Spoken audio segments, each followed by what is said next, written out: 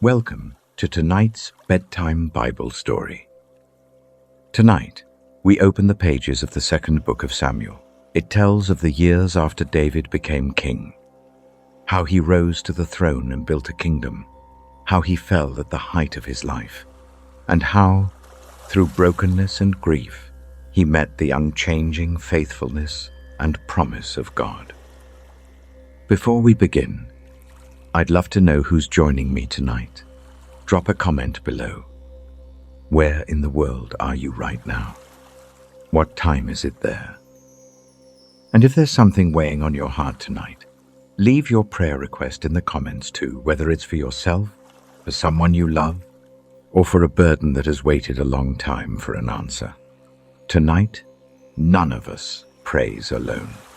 I'll carry each of your names before God. If God's word has ever brought you peace in the stillness of the night, consider subscribing so that every evening you have a place to return to and rest in His truth. Whenever you're ready, dim the lights, take a deep breath, and let's rest in His word together. Now it came to pass after the death of Saul, when David was returned from the slaughter of the Amalekites, and David had abode 2 days in Ziklag. It came even to pass on the third day, that, behold, a man came out of the camp from Saul with his clothes rent and earth upon his head. And so it was, when he came to David, that he fell to the earth and did obeisance. And David said unto him, From whence comest thou? And he said unto him, Out of the camp of Israel am I escaped. And David said unto him, How went the matter? I pray thee, tell me. And he answered, That the people are fled from the battle, and many of the people also are fallen and dead. And Saul and Jonathan his son are dead also. And David said unto the young man that told him, How knowest thou that Saul and Jonathan his son be dead? And the young man that told him said, As I happened by chance upon Mount Gilboa, behold, Saul leaned upon his spear, and, lo, the chariots and horsemen followed hard after him. And when he looked behind him, he saw me, and called unto me. And I answered, Here am I. And he said unto me, Who art thou? And I answered him, I am an Amalekite. He said unto me again, Stand, I pray thee, upon me, and slay me. For anguish is come upon me, because my life is yet whole in me. So I stood upon him, and slew him, because I was sure that he could not live after that he was fallen. And I took the crown that was upon his head, and the bracelet that was on his arm, and have brought them hither unto my Lord. Then David took hold on his clothes, and rent them, and likewise all the men that were with him. And they mourned, and wept, and fasted until even, for Saul, and for Jonathan his son, and for the people of the Lord, and for the house of Israel, because they were fallen by the sword. And David said unto the young man that told him, Whence art thou? And he answered, I am the son of a stranger, an Amalekite. And David said unto him, How wast thou not afraid to stretch forth thine hand to destroy the Lord's anointed? And David called one of the young men, and said, Go near, and fall upon him. And he smote him, that he died. And David said unto him, Thy blood be upon thy head, for thy mouth hath testified against thee, saying, I have slain the Lord's anointed. And David lamented with this lamentation over Saul and over Jonathan his son. Also he bade them teach the children of Judah the use of the bow. Behold, it is written in the book of Jasher, The beauty of Israel is slain upon thy high places. How are the mighty fallen? Tell it not in Gath, publish it not in the streets of Askelon. Lest the daughters of the Philistines rejoice, lest the daughters of the uncircumcised triumph. Ye mountains of Gilboa, let there be no dew, neither let there be rain. Upon you nor fields of offerings. For there the shield of the mighty is vilely cast away, the shield of Saul, as though he had not been anointed with oil. From the blood of the slain, from the fat of the mighty, the bow of Jonathan turned not back, and the sword of Saul returned not empty. Saul and Jonathan were lovely and pleasant in their lives, and in their death they were not divided. They were swifter than eagles, they were stronger than lions. Ye daughters of Israel, weep over Saul, who clothed you in scarlet, with other delights, who put on ornaments of gold upon your apparel. How are the mighty fallen in the midst of the battle! O Jonathan, thou wast slain in thine high places. I am distressed for thee, my brother Jonathan. Very pleasant hast thou been unto me. Thy love to me was wonderful, passing the love of women. How are the mighty fallen, and the weapons of war perished! How are the mighty fallen, and the weapons of war perished! When David had finished singing this lament for Saul and Jonathan, there was no secret triumph in him. At a throne now empty, only deep grief. And when the weeping was over, he did not rush to seize the crown, but first bowed low and asked of the Lord, "To which city shall I go up?" The answer was simple: go up to Hebron. And so the road to the throne began with a quiet waiting. And it came to pass after this that David inquired of the Lord, saying, "Shall I go up into any of the cities of Judah?" And the Lord said unto him, "Go up." And David said, "Whither shall I go up?" And he said, "Unto Hebron." So David went up thither, and his 2 wives also, Ahinoam the Jezreelitess, and Abigail Nabal's wife, the Carmelite. And his men that were with him did David bring up, every man with his household. And they dwelt in the cities of Hebron. And the men of Judah came, and there they anointed David king over the house of Judah. And they told David, saying, that the men of Jabesh Gilead were they that buried Saul. And David sent messengers unto the men of Jabesh Gilead, and said unto them, Blessed be ye of the Lord, that ye have shewed this kindness unto your Lord, even unto Saul, and have buried him. And now the Lord shew kindness and truth unto you. And I also will requite you this kindness, because ye have done this thing. Therefore now let your hands be strengthened, and be ye valiant. For your master Saul is dead, and also the house of Judah have anointed me king over them. But Abner the son of Ner, captain of Saul's host, took Ishbosheth the son of Saul, and brought him over to Mahanaim, and made him king over Gilead, and over the Asherites, and over Jezreel, and over Ephraim, and over Benjamin, and over all Israel. Ishbosheth, Saul's son, was 40 years old when he began to reign over Israel, and reigned 2 years. But the house of Judah followed David. And the time that David was king in Hebron over the house of Judah was 7 years and 6 months. And Abner the son of Ner, and the servants of Ishbosheth the son of Saul, went out from Mahanaim to Gibeon.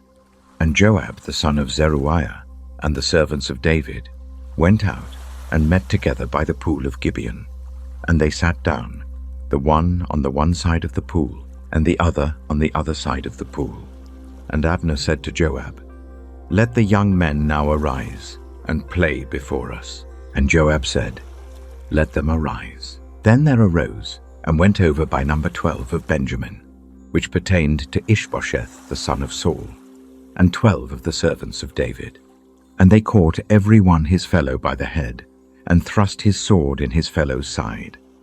So they fell down together. Wherefore that place was called Helkath-Hazurim, which is in Gibeon. And there was a very sore battle that day, and Abner was beaten, and the men of Israel, before the servants of David. And there were 3 sons of Zeruiah there, Joab, and Abishai, and Asahel. And Asahel was as light of foot as a wild roe, and Asahel pursued after Abner. And in going he turned not to the right hand, nor to the left from following Abner. Then Abner looked behind him and said, "Art thou Asahel?" And he answered, "I am." And Abner said to him, "Turn thee aside to thy right hand or to thy left, and lay thee hold on one of the young men, and take thee his armor." But Asahel would not turn aside from following of him. And Abner said again to Asahel, "Turn thee aside from following me. Wherefore should I smite thee to the ground?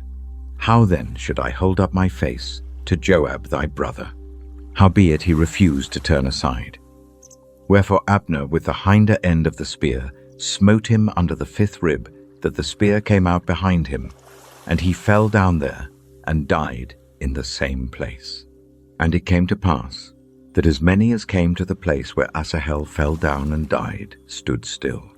Joab also and Abishai pursued after Abner, and the sun went down when they were come to the hill of Ammah, that lieth before Giah, by the way of the wilderness of Gibeon. And the children of Benjamin gathered themselves together after Abner, and became one troop, and stood on the top of an hill.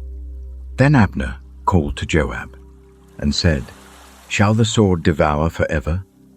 Knowest thou not that it will be bitterness in the latter end? How long shall it be then, ere thou bid the people return from following their brethren?" And Joab said, "As God liveth, unless thou hadst spoken." Surely then in the morning the people had gone up every one from following his brother. So Joab blew a trumpet, and all the people stood still, and pursued after Israel no more, neither fought they any more. And Abner and his men walked all that night through the plain, and passed over Jordan, and went through all Bithron, and they came to Mahanaim. And Joab returned from following Abner. And when he had gathered all the people together, there lacked of David's servants 19 men and Asahel. But the servants of David had smitten of Benjamin and of Abner's men, so that 360 men died. And they took up Asahel, and buried him in the sepulchre of his father, which was in Bethlehem. And Joab and his men went all night, and they came to Hebron at break of day. Abner had taken Asahel's life against his will, and Joab buried his brother in Bethlehem, then marched through the night and reached Hebron at daybreak. A blood debt had quietly been written down. The war between the house of Saul and the house of David dragged on and on, one side growing weaker, the other stronger. But growing stronger did not mean growing peaceful. The old hatred still waited in the shadows, needing only a moment to strike. Now there was long war between the house of Saul and the house of David. But David waxed stronger and stronger, and the house of Saul waxed weaker and weaker. And unto David were sons born in Hebron, and his firstborn was Amnon, of Ahinoam the Jezreelitess, and his second Chileab, of Abigail the wife of Nabal the Carmelite, and the third Absalom the son of Maacah, the daughter of Talmai king of Geshur, and the fourth Adonijah the son of Haggith, and the fifth Shephatiah the son of Abital, and the sixth Ephraim by Eglah, David's wife. These were born to David in Hebron. And it came to pass, while there was war between the house of Saul and the house of David, that Abner made himself strong for the house of Saul. And Saul had a concubine, whose name was Rizpah, the daughter of Ai. And Ishbosheth said to Abner, "Wherefore hast thou gone in unto my father's concubine?" Then was Abner very wroth for the words of Ishbosheth, and said, "Am I a dog's head, which against Judah do shew kindness this day unto the house of Saul thy father, to his brethren, and to his friends, and have not delivered thee into the hand of David, that thou chargest me today with a fault concerning this woman? So do God to Abner, and more also, except, as the Lord hath sworn to David, even so I do to him, to translate the kingdom from the house of Saul, and to set up the throne of David over Israel and over Judah, from Dan even to Beersheba. And he could not answer Abner a word again, because he feared him. And Abner sent messengers to David on his behalf, saying, Whose is the land? Saying also, Make thy league with me. And, behold, my hand shall be with thee, to bring about all Israel unto thee. And he said, Well, I will make a league with thee. But one thing I require of thee, that is, thou shalt not see my face, except thou first bring Michal Saul's daughter, when thou comest to see my face. And David sent messengers to Ishbosheth Saul's son, saying, Deliver me my wife Michal, which I espoused to me for 100 foreskins of the Philistines. And Ishbosheth sent and took her from her husband, even from Phaltiel the son of Laish. And her husband went with her along weeping behind her to Bahurim. Then said Abner unto him, Go, return. And he returned. And Abner had communication with the elders of Israel, saying, Ye sought for David in times past to be king over you. Now then do it. For the Lord hath spoken of David, saying, By the hand of my servant David I will save my people Israel out of the hand of the Philistines, and out of the hand of all their enemies. And Abner also spake in the ears of Benjamin. And Abner went also to speak in the ears of David in Hebron all that seemed good to Israel, and that seemed good to the whole house of Benjamin. So Abner came to David to Hebron, and 20 men with him. And David made Abner and the men that were with him a feast. And Abner said unto David, I will arise and go, and will gather all Israel unto my lord the king, that they may make a league with thee, and that thou mayest reign over all that thine heart desireth. And David sent Abner away, and he went in peace. And behold, the servants of David and Joab came from pursuing a troop, and brought in a great spoil with them. But Abner was not with David in Hebron, for he had sent him away, and he was gone in peace. When Joab and all the host that was with him were come, they told Joab, saying, Abner the son of Ner came to the king, and he hath sent him away, and he is gone in peace. Then Joab came to the king, and said, What hast thou done? Behold, Abner came unto thee. Why is it that thou hast sent him away, and he is quite gone? Thou knowest Abner the son of Ner, that he came to deceive thee, and to know thy going out and thy coming in, and to know all that thou doest. And when Joab was come out from David, he sent messengers after Abner, which brought him again from the well of Sirah. But David knew it not. And when Abner was returned to Hebron, Joab took him aside in the gate to speak with him quietly, and smote him there under the 5th rib, that he died, for the blood of Asahel his brother. And afterward, when David heard it, he said, I and my kingdom are guiltless before the Lord forever, from the blood of Abner the son of Ner. Let it rest on the head of Joab, and on all his father's house.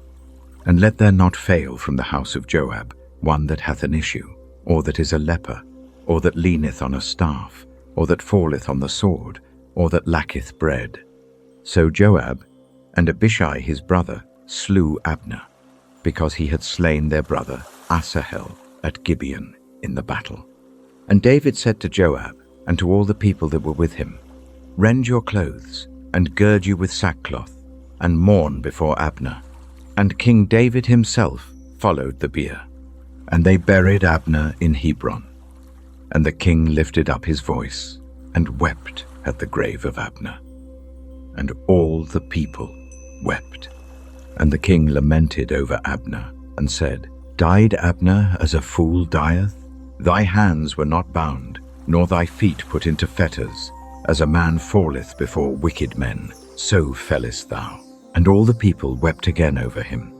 And when all the people came to cause David to eat meat while it was yet day, David sware, saying, So do God to me, and more also, if I taste bread, or aught else, till the sun be down. And all the people took notice of it, and it pleased them, as whatsoever the king did pleased all the people. For all the people and all Israel understood that day that it was not of the king to slay Abner the son of Ner. And the king said unto his servants, Know ye not that there is a prince and a great man fallen this day in Israel? And I am this day weak, though anointed king. And these men, the sons of Zeruiah, be too hard for me. The Lord shall reward the doer of evil according to his wickedness. Though anointed king, today I am still weak. David looked upon Abner's grave and spoke these helpless words. Some evils, even a king cannot, for a time, restrain. Away in the north, when Israel heard that Abner was dead, their hearts sank, and the one son of Saul who remained felt his hands go limp. And in that atmosphere of dread, 2 men with treachery in their hearts crept, in the drowsy heat of noon, toward the bed where that ruler lay asleep. And when Saul's son heard that Abner was dead in Hebron, his hands were feeble, and all the Israelites were troubled. And Saul's son had 2 men that were captains of bands. The name of the one was Baanah, and the name of the other Rechab, the sons of Rimmon, a Beerothite, of the children of Benjamin. For Beeroth also was reckoned to Benjamin. And the Beerothites fled to Gittaim, and were sojourners there until this day. And Jonathan, Saul's son, had a son that was lame of his feet. He was 5 years old when the tidings came of Saul and Jonathan out of Jezreel, and his nurse took him up and fled. And it came to pass, as she made haste to flee, that he fell and became lame, and his name was Mephibosheth. And the sons of Rimmon the Beerothite, Rechab and Baanah, went and came about the heat of the day to the house of Ishbosheth, who lay on a bed at noon. And they came thither into the midst of the house, as though they would have fetched wheat, and they smote him under the 5th rib. And Rechab and Baanah his brother escaped. For when they came into the house, he lay on his bed in his bedchamber, and they smote him, and slew him, and beheaded him, and took his head, and gat them away through the plain all night. And they brought the head of Ishbosheth unto David to Hebron, and said to the king, Behold the head of Ishbosheth the son of Saul, thine enemy, which sought thy life, and the Lord hath avenged my lord the king this day of Saul, and of his seed. And David answered Rechab and Baanah his brother, the sons of Rimmon the Beerothite, and said unto them, As the Lord liveth, who hath redeemed my soul out of all adversity, when one told me, saying, Behold, Saul is dead, thinking to have brought good tidings, I took hold of him, and slew him in Ziklag, who thought that I would have given him a reward for his tidings. How much more, when wicked men have slain a righteous person in his own house upon his bed? Shall I not therefore now require his blood of your hand, and take you away from the earth? And David commanded his young men, and they slew them, and cut off their hands and their feet, and hanged them up over the pool in Hebron. But they took the head of Ishbosheth, and buried it in the sepulchre of Abner in Hebron. David took no joy in this shortcut laid toward the throne. Instead, with his own hand, he punished the 2 murderers unwilling to climb to high place upon an act of betrayal. And when the bloodshed had passed, the turning came at last of its own accord. All the tribes of Israel came together to Hebron and said to him, We are your own bone and flesh. The long years of waiting were over, and the shepherd boy was now king over all Israel. Then came all the tribes of Israel to David unto Hebron, and spake, saying, Behold, we are thy bone and thy flesh. Also in time past, when Saul was king over us, thou wast he that leddest out and broughtest in Israel. And the Lord said to thee, Thou shalt feed my people Israel, and thou shalt be a captain over Israel. So all the elders of Israel came to the king to Hebron, and King David made a league with them in Hebron before the Lord. And they anointed David king over Israel. David was 30 years old when he began to reign, and he reigned 40 years. In Hebron he reigned over Judah 7 years and 6 months, and in Jerusalem he reigned 33 years over all Israel and Judah. And the king and his men went to Jerusalem unto the Jebusites, the inhabitants of the land, which spake unto David, saying, Except thou take away the blind and the lame, thou shalt not come in hither, thinking, David cannot come in hither. Nevertheless David took the strong hold of Zion. The same is the city of David. And David said on that day, Whosoever getteth up to the gutter, and smiteth the Jebusites, and the lame and the blind that are hated of David's soul, he shall be chief and captain. Wherefore they said, The blind and the lame shall not come into the house. So David dwelt in the fort, and called it the city of David. And David built round about from Millo and inward. And David went on, and grew great, and the Lord God of hosts was with him. And Hiram king of Tyre sent messengers to David, and cedar trees, and carpenters, and masons, and they built David an house.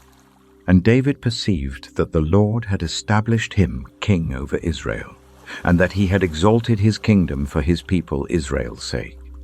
And David took him more concubines and wives out of Jerusalem after he was come from Hebron. And there were yet sons and daughters born to David. And these be the names of those that were born unto him in Jerusalem: Shammua, and Shobab, and Nathan, and Solomon, Ibhar also, and Elishua, and Nepheg, and Japhia, and Elishama, and Eliada, and Eliphalet. But when the Philistines heard that they had anointed David king over Israel, all the Philistines came up to seek David, and David heard of it, and went down to the hold. The Philistines also came, and spread themselves in the valley of Rephaim. And David inquired of the Lord, saying, Shall I go up to the Philistines? Wilt thou deliver them into mine hand? And the Lord said unto David, Go up, for I will doubtless deliver the Philistines into thine hand. And David came to Baal-perazim, and David smote them there, and said, The Lord hath broken forth upon mine enemies before me, as the breach of waters. Therefore he called the name of that place Baal-perazim. And there they left their images, and David and his men burned them. And the Philistines came up yet again, and spread themselves in the valley of Rephaim. And when David inquired of the Lord, he said, Thou shalt not go up, but fetch a compass behind them, and come upon them over against the mulberry trees.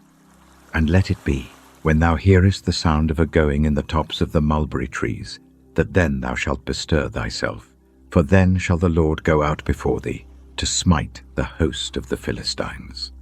And David did so, as the Lord had commanded him, and smote the Philistines from Geba until thou come to Gaza. As God had commanded, David drove back the Philistines, from Geba all the way to Gaza, and the land began to settle into peace. And now that the enemy had withdrawn, what lay closest to his heart was the ark he had long missed, the sign of God's own presence. He gathered 30,000 men to bring it home into the city. It would be a journey full of joy, and full of awe as well, with dancing along the way, and one solemn reminder that would take their breath. Again, David gathered together all the chosen men of Israel, 30,000. And David arose, and went with all the people that were with him from Baal of Judah, to bring up from thence the Ark of God, whose name is called by the name of the Lord of hosts that dwelleth between the cherubims. And they set the Ark of God upon a new cart, and brought it out of the house of Abinadab that was in Gibeah. And Uzzah and Ahio, the sons of Abinadab, drave the new cart.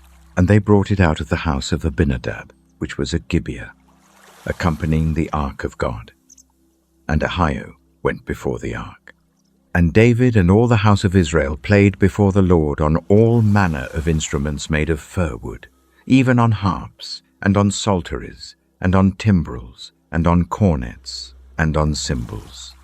And when they came to Nachon's threshing floor, Uzzah put forth his hand to the Ark of God, and took hold of it.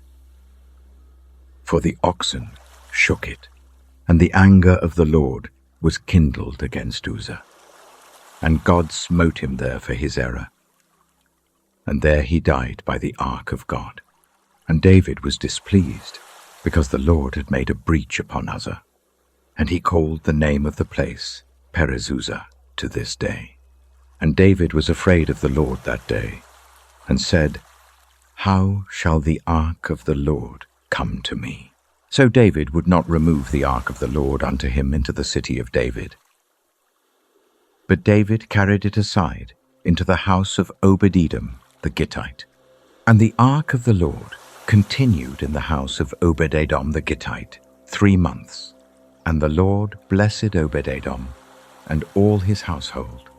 And it was told King David, saying, "The Lord hath blessed the house of Obed-Edom, and all that pertaineth unto him, because of the ark of God." So David went and brought up the ark of God from the house of Obed-Edom into the city of David with gladness. And it was so, that when they that bare the ark of the Lord had gone 6 paces, he sacrificed oxen and fatlings. And David danced before the Lord with all his might, and David was girded with a linen ephod. So David and all the house of Israel brought up the ark of the Lord with shouting, and with the sound of the trumpet. And as the ark of the Lord came into the city of David, Michal, Saul's daughter, looked through a window, and saw King David leaping and dancing before the Lord, and she despised him in her heart. And they brought in the ark of the Lord, and set it in his place, in the midst of the tabernacle that David had pitched for it. And David offered burnt offerings and peace offerings before the Lord. And as soon as David had made an end of offering burnt offerings and peace offerings, he blessed the people in the name of the Lord of hosts. And he dealt among all the people, even among the whole multitude of Israel, as well to the women as men, to every one a cake of bread, and a good piece of flesh, and a flagon of wine. So all the people departed, every one to his house. Then David returned to bless his household. And Michal, the daughter of Saul, came out to meet David, and said, "How glorious was the king of Israel today, who uncovered himself today in the eyes of the handmaids of his servants, as one of the vain fellows shamelessly uncovereth himself." And David said unto Michal, "It was before the Lord, which chose me before thy father, and before all his house, to appoint me ruler over the people of the Lord, over Israel. Therefore will I play before the Lord, and I will yet be more vile than thus, and will be base in mine own sight. And of the maidservants which thou hast spoken of them shall I be had in honor." Therefore Michal, the daughter of Saul, had no child unto the day of her death. The ark was set at last inside the tent in the city.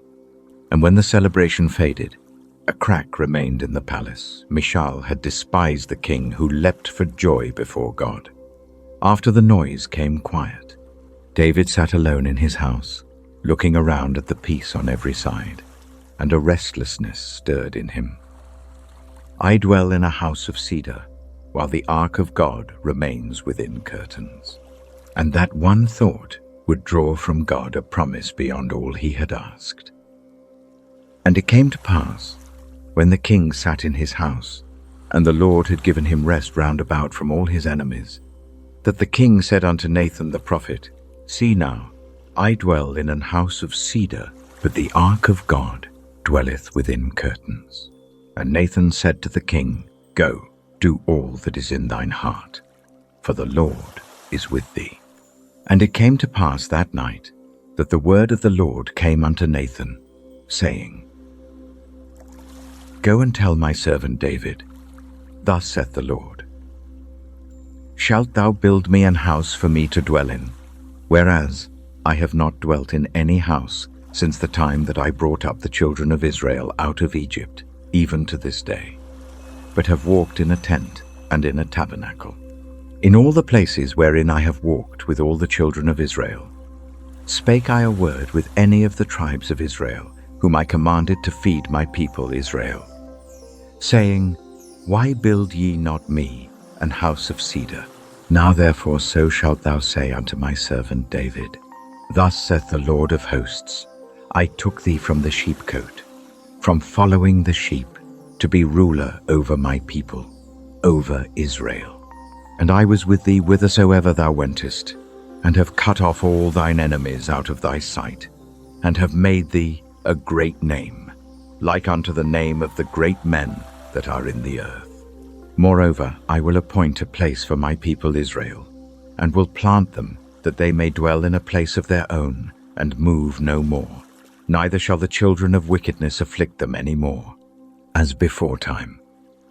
And as since the time that I commanded judges to be over my people Israel, and have caused thee to rest from all thine enemies, also the Lord telleth thee that he will make thee an house. And when thy days be fulfilled, and thou shalt sleep with thy fathers, I will set up thy seed after thee, which shall proceed out of thy bowels, and I will establish his kingdom. He shall build an house for my name, and I will establish the throne of his kingdom forever. I will be his father, and he shall be my son. If he commit iniquity, I will chasten him with the rod of men, and with the stripes of the children of men. But my mercy shall not depart away from him, as I took it from Saul, whom I put away before thee. And thine house and thy kingdom shall be established forever before thee. Thy throne shall be established forever. According to all these words, and according to all this vision, so did Nathan speak unto David. Then went King David in, and sat before the Lord. And he said, Who am I, O Lord God? And what is my house, that thou hast brought me hitherto? And this was yet a small thing in thy sight, O Lord God. But thou hast spoken also of thy servant's house for a great while to come. And is this the manner of man, O Lord God? And what can David say more unto thee? For thou, Lord God, knowest thy servant. For thy word's sake, and according to thine own heart, hast thou done all these great things, to make thy servant know them. Wherefore thou art great, O Lord God. For there is none like thee, neither is there any God beside thee. According to all that we have heard with our ears, and what one nation in the earth is like thy people, even like Israel, whom God went to redeem for a people to himself, and to make him a name, and to do for you great things and terrible, for thy land, before thy people, which thou redeemedst to thee from Egypt, from the nations and their gods. For thou hast confirmed to thyself thy people Israel, to be a people unto thee forever. And thou, Lord, art become their God. And now, O Lord God, the word that thou hast spoken concerning thy servant, and concerning his house, establish it forever, and do as thou hast said. And let thy name be magnified forever, saying, The Lord of hosts is the God over Israel. And let the house of thy servant David be established before thee. For thou, O Lord of hosts, God of Israel, hast revealed to thy servant, saying, I will build thee an house. Therefore hath thy servant found in his heart to pray this prayer unto thee. And now, O Lord God, thou art that God. And thy words be true. And thou hast promised this goodness unto thy servant. Therefore now let it please thee to bless the house of thy servant, that it may continue forever before thee. For thou, O Lord God, hast spoken it, and with thy blessing let the house of thy servant be blessed forever. Let it please you to bless the house of your servant, that it may continue forever before you. David lay prostrate before God, giving thanks for a promise whose end he would never see in his lifetime. The warmth of that prayer still lingered, yet the days that followed were full of war. He struck down his enemies on every side. His borders widened, his rule grew firm. What God had promised was taking shape in his hands, little by little, not by his grasping, but by God's own doing. And after this it came to pass that David smote the Philistines, and subdued them, and David took Mephibosheth out of the hand of the Philistines. And he smote Moab, and measured them with a line, casting them down to the ground. Even with 2 lines measured he to put to death, and with 1 full line to keep alive. And so the Moabites became David's servants, and brought gifts. David smote also Hadadezer, the son of Rehob, king of Zobah, as he went to recover his border at the river Euphrates. And David took from him 1,000 chariots, and 700 horsemen, and 20,000 footmen. And David halved all the chariot horses, but reserved of them for 100 chariots.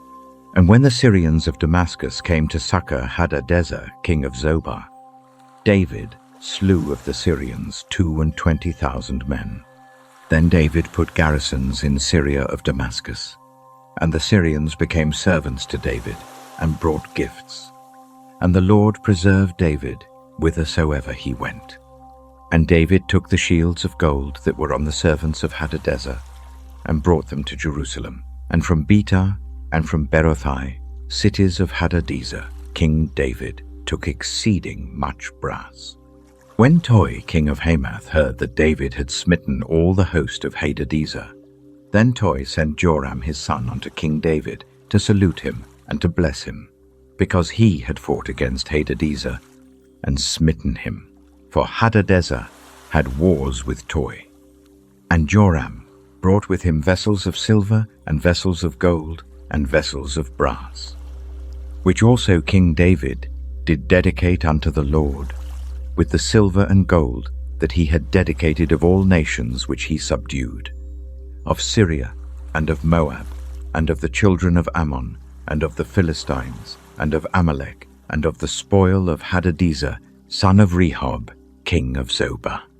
And David gat him a name when he returned from smiting of the Syrians in the valley of Salt, being 18,000 men. And he put garrisons in Edom. Throughout all Edom put he garrisons, and all they of Edom became David's servants. And the Lord preserved David whithersoever he went. And David reigned over all Israel, and David executed judgment and justice unto all his people.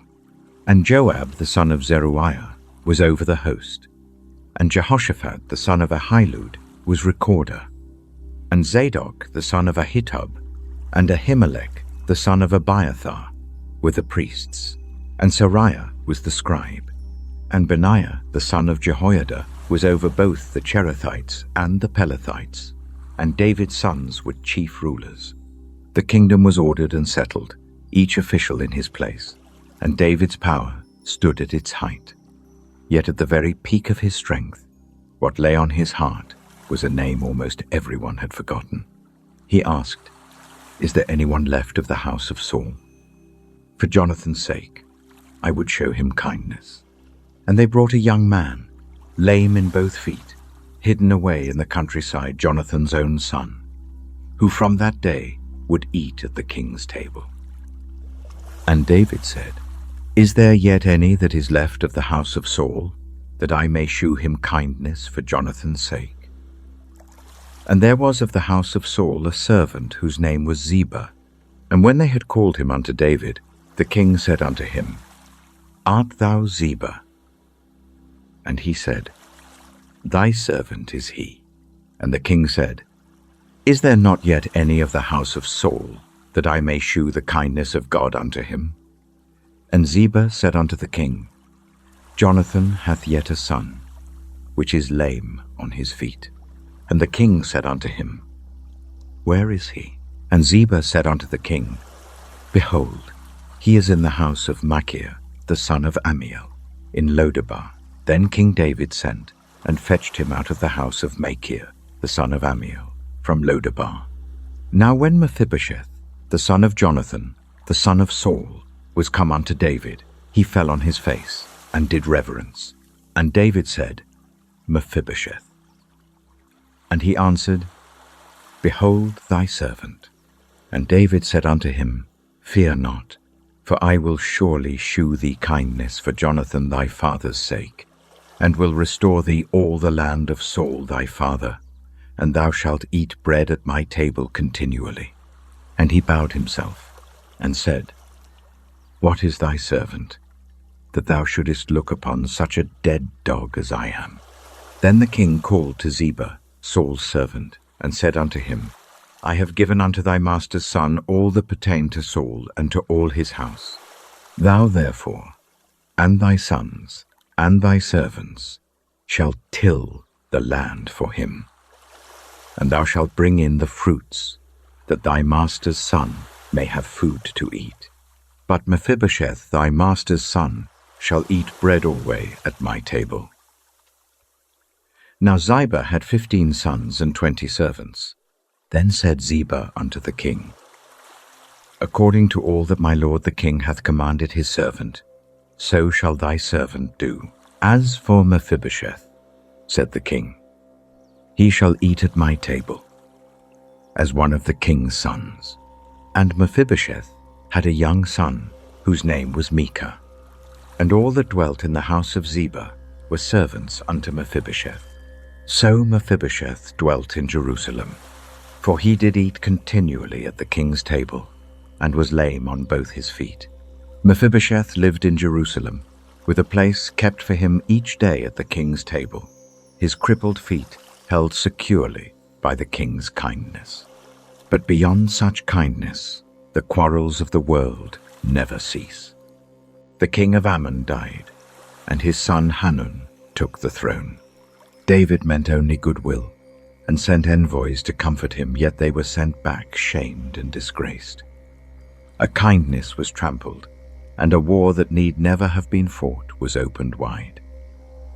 And it came to pass after this, that the king of the children of Ammon died, and Hanun his son reigned in his stead. Then said David, I will shew kindness unto Hanun the son of Nahash, as his father shewed kindness unto me. And David sent to comfort him by the hand of his servants for his father. And David's servants came into the land of the children of Ammon. And the princes of the children of Ammon said unto Hanun their lord, Thinkest thou that David doth honour thy father, that he hath sent comforters unto thee? Hath not David rather sent his servants unto thee, to search the city, and to spy it out, and to overthrow it? Wherefore Hanun took David's servants, and shaved off the one half of their beards, and cut off their garments in the middle, even to their buttocks, and sent them away. When they told it unto David, he sent to meet them, because the men were greatly ashamed. And the king said, Tarry at Jericho until your beards be grown, and then return. And when the children of Ammon saw that they stank before David, the children of Ammon sent and hired the Syrians of Bethrehob and the Syrians of Zobah, 20,000 footmen, and of King Maachah 1,000 men, and of Ishtob 12,000 men. And when David heard of it, he sent Joab and all the host of the mighty men. And the children of Ammon came out, and put the battle in array at the entering in of the gate. And the Syrians of Zobah, and of Rehob, and Ishtob, and Maachah were by themselves in the field. When Joab saw that the front of the battle was against him before and behind, he chose of all the choice men of Israel, and put them in array against the Syrians. And the rest of the people he delivered into the hand of Abishai his brother, that he might put them in array against the children of Ammon. And he said, If the Syrians be too strong for me, then thou shalt help me. But if the children of Ammon be too strong for thee, then I will come and help thee. Be of good courage, and let us play the men for our people, and for the cities of our God. And the Lord do that which seemeth him good. And Joab drew nigh, and the people that were with him, unto the battle against the Syrians. And they fled before him. And when the children of Ammon saw that the Syrians were fled, then fled they also before Abishai, and entered into the city. So Joab returned from the children of Ammon, and came to Jerusalem. And when the Syrians saw that they were smitten before Israel, they gathered themselves together. And Hadarezer sent, and brought out the Syrians that were beyond the river.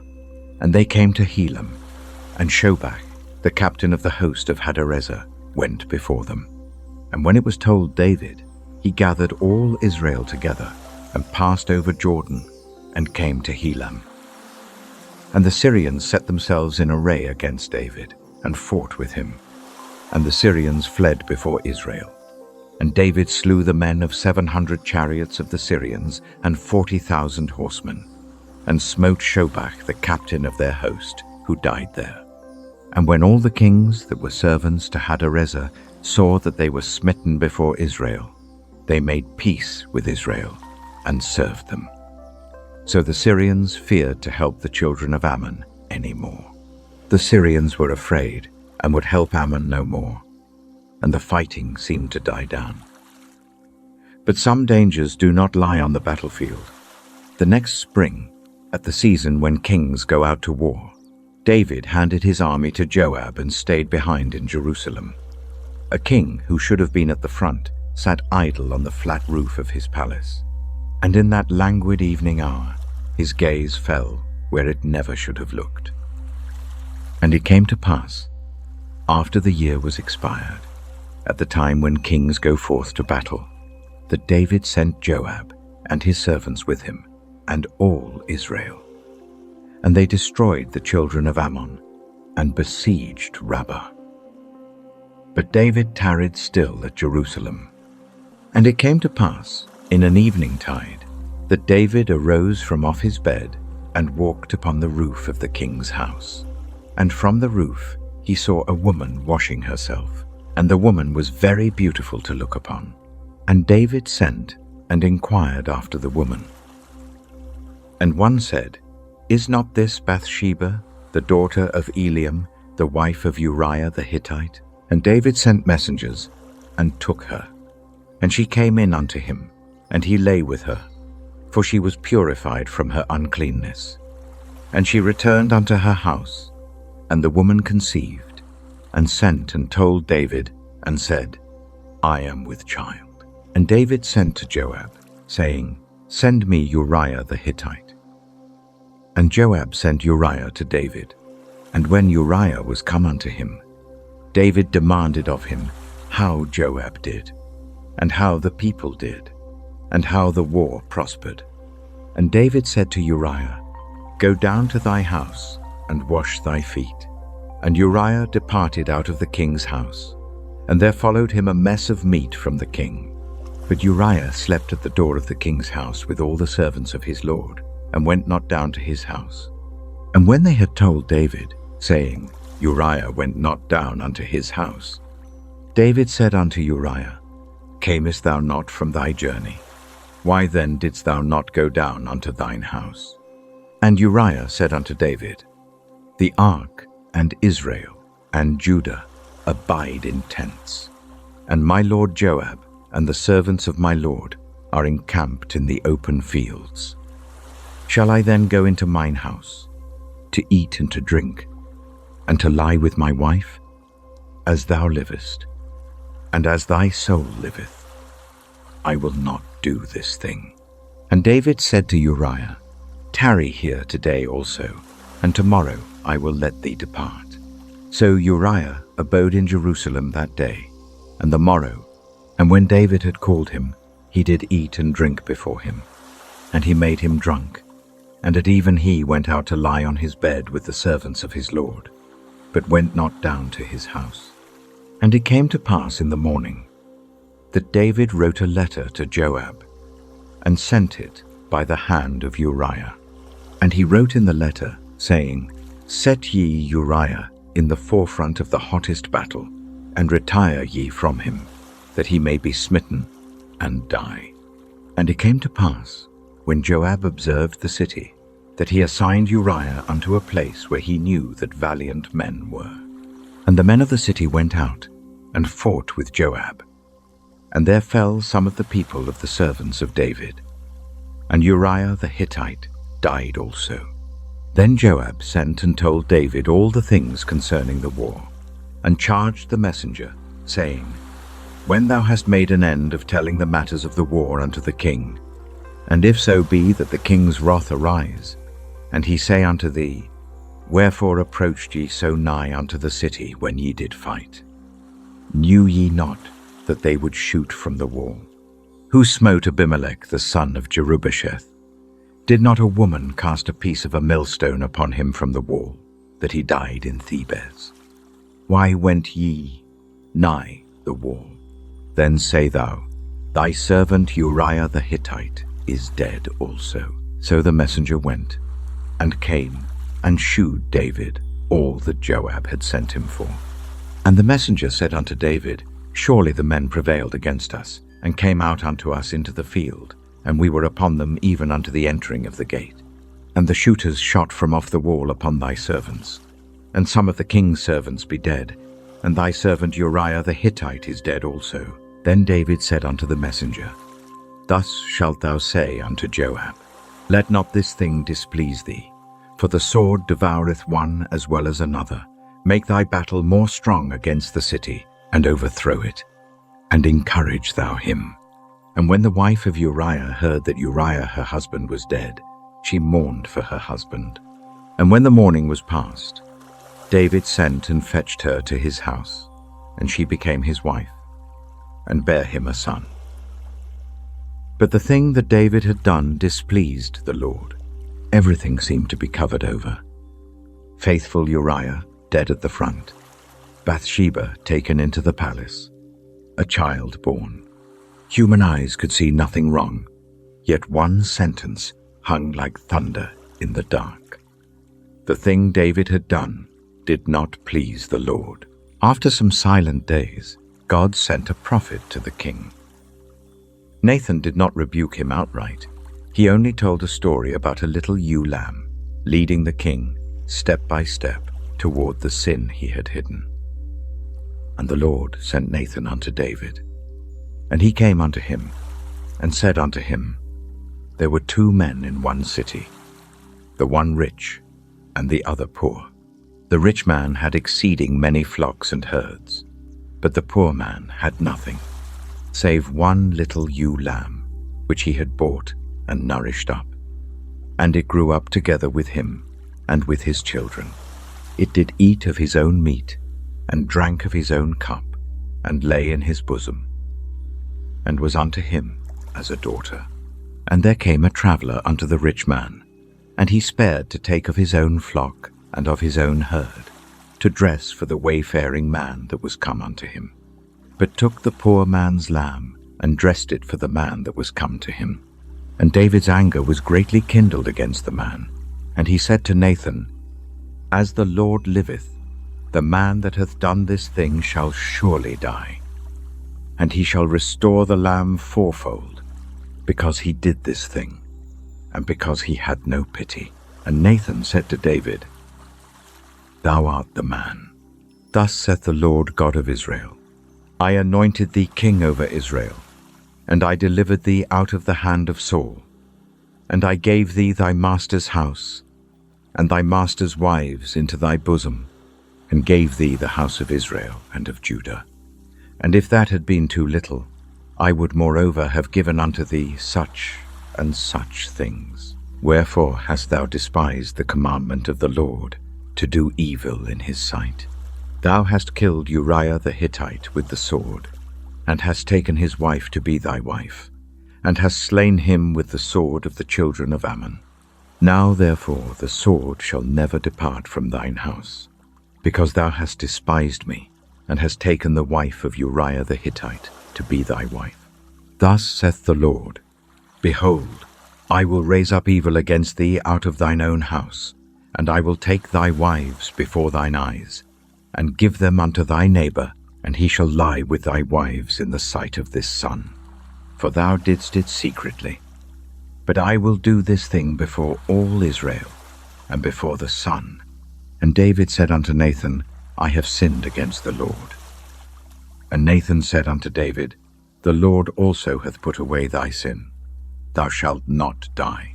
Howbeit, because by this deed thou hast given great occasion to the enemies of the Lord to blaspheme, the child also that is born unto thee shall surely die. And Nathan departed unto his house. And the Lord struck the child that Uriah's wife bare unto David, and it was very sick. David therefore besought God for the child. And David fasted, and went in, and lay all night upon the earth. And the elders of his house arose, and went to him, to raise him up from the earth. But he would not, neither did he eat bread with them. And it came to pass on the 7th day that the child died. And the servants of David feared to tell him that the child was dead. For they said, Behold, while the child was yet alive, we spake unto him, and he would not hearken unto our voice. How will he then vex himself, if we tell him that the child is dead? But when David saw that his servants whispered, David perceived that the child was dead. Therefore David said unto his servants, Is the child dead? And they said, He is dead. Then David arose from the earth, and washed, and anointed himself, and changed his apparel, and came into the house of the Lord, and worshipped. Then he came to his own house, and when he required, they set bread before him, and he did eat. Then said his servants unto him, What thing is this that thou hast done? Thou didst fast and weep for the child while it was alive. But when the child was dead, thou didst rise and eat bread. And he said, While the child was yet alive, I fasted and wept. For I said, Who can tell whether God will be gracious to me, that the child may live? But now he is dead. Wherefore should I fast? Can I bring him back again? I shall go to him, but he shall not return to me. And David comforted Bathsheba his wife, and went in unto her, and lay with her. And she bare a son, and he called his name Solomon, and the Lord loved him. And he sent by the hand of Nathan the prophet, and he called his name Jedidiah, because of the Lord. And Joab fought against Rabbah of the children of Ammon, and took the royal city. And Joab sent messengers to David, and said, I have fought against Rabbah, and have taken the city of waters. Now therefore gather the rest of the people together, and encamp against the city, and take it, lest I take the city, and it be called after my name. And David gathered all the people together, and went to Rabbah, and fought against it, and took it. And he took their king's crown from off his head, the weight whereof was a talent of gold with the precious stones. And it was set on David's head. And he brought forth the spoil of the city in great abundance. And he brought forth the people that were therein, and put them under saws, and under harrows of iron, and under axes of iron, and made them pass through the brick kiln. And thus did he unto all the cities of the children of Ammon. So David and all the people returned unto Jerusalem. Nathan's word came true. The child did not live, yet grace came too, and Solomon was born. Outside, the wars drew to a close with the fall of Rabbah, and the king's sword prevailed on every border. But the prophet had already said that the sword would never leave his house. And now, within the palace walls, a twisted longing was growing in the shadows, and between his own flesh and blood a wound was about to open that could never be healed. And it came to pass after this, that Absalom the son of David had a fair sister, whose name was Tamar, and Amnon the son of David loved her. And Amnon was so vexed that he fell sick for his sister Tamar, for she was a virgin. And Amnon thought it hard for him to do anything to her. But Amnon had a friend, whose name was Jonadab, the son of Shimeah, David's brother. And Jonadab was a very subtle man.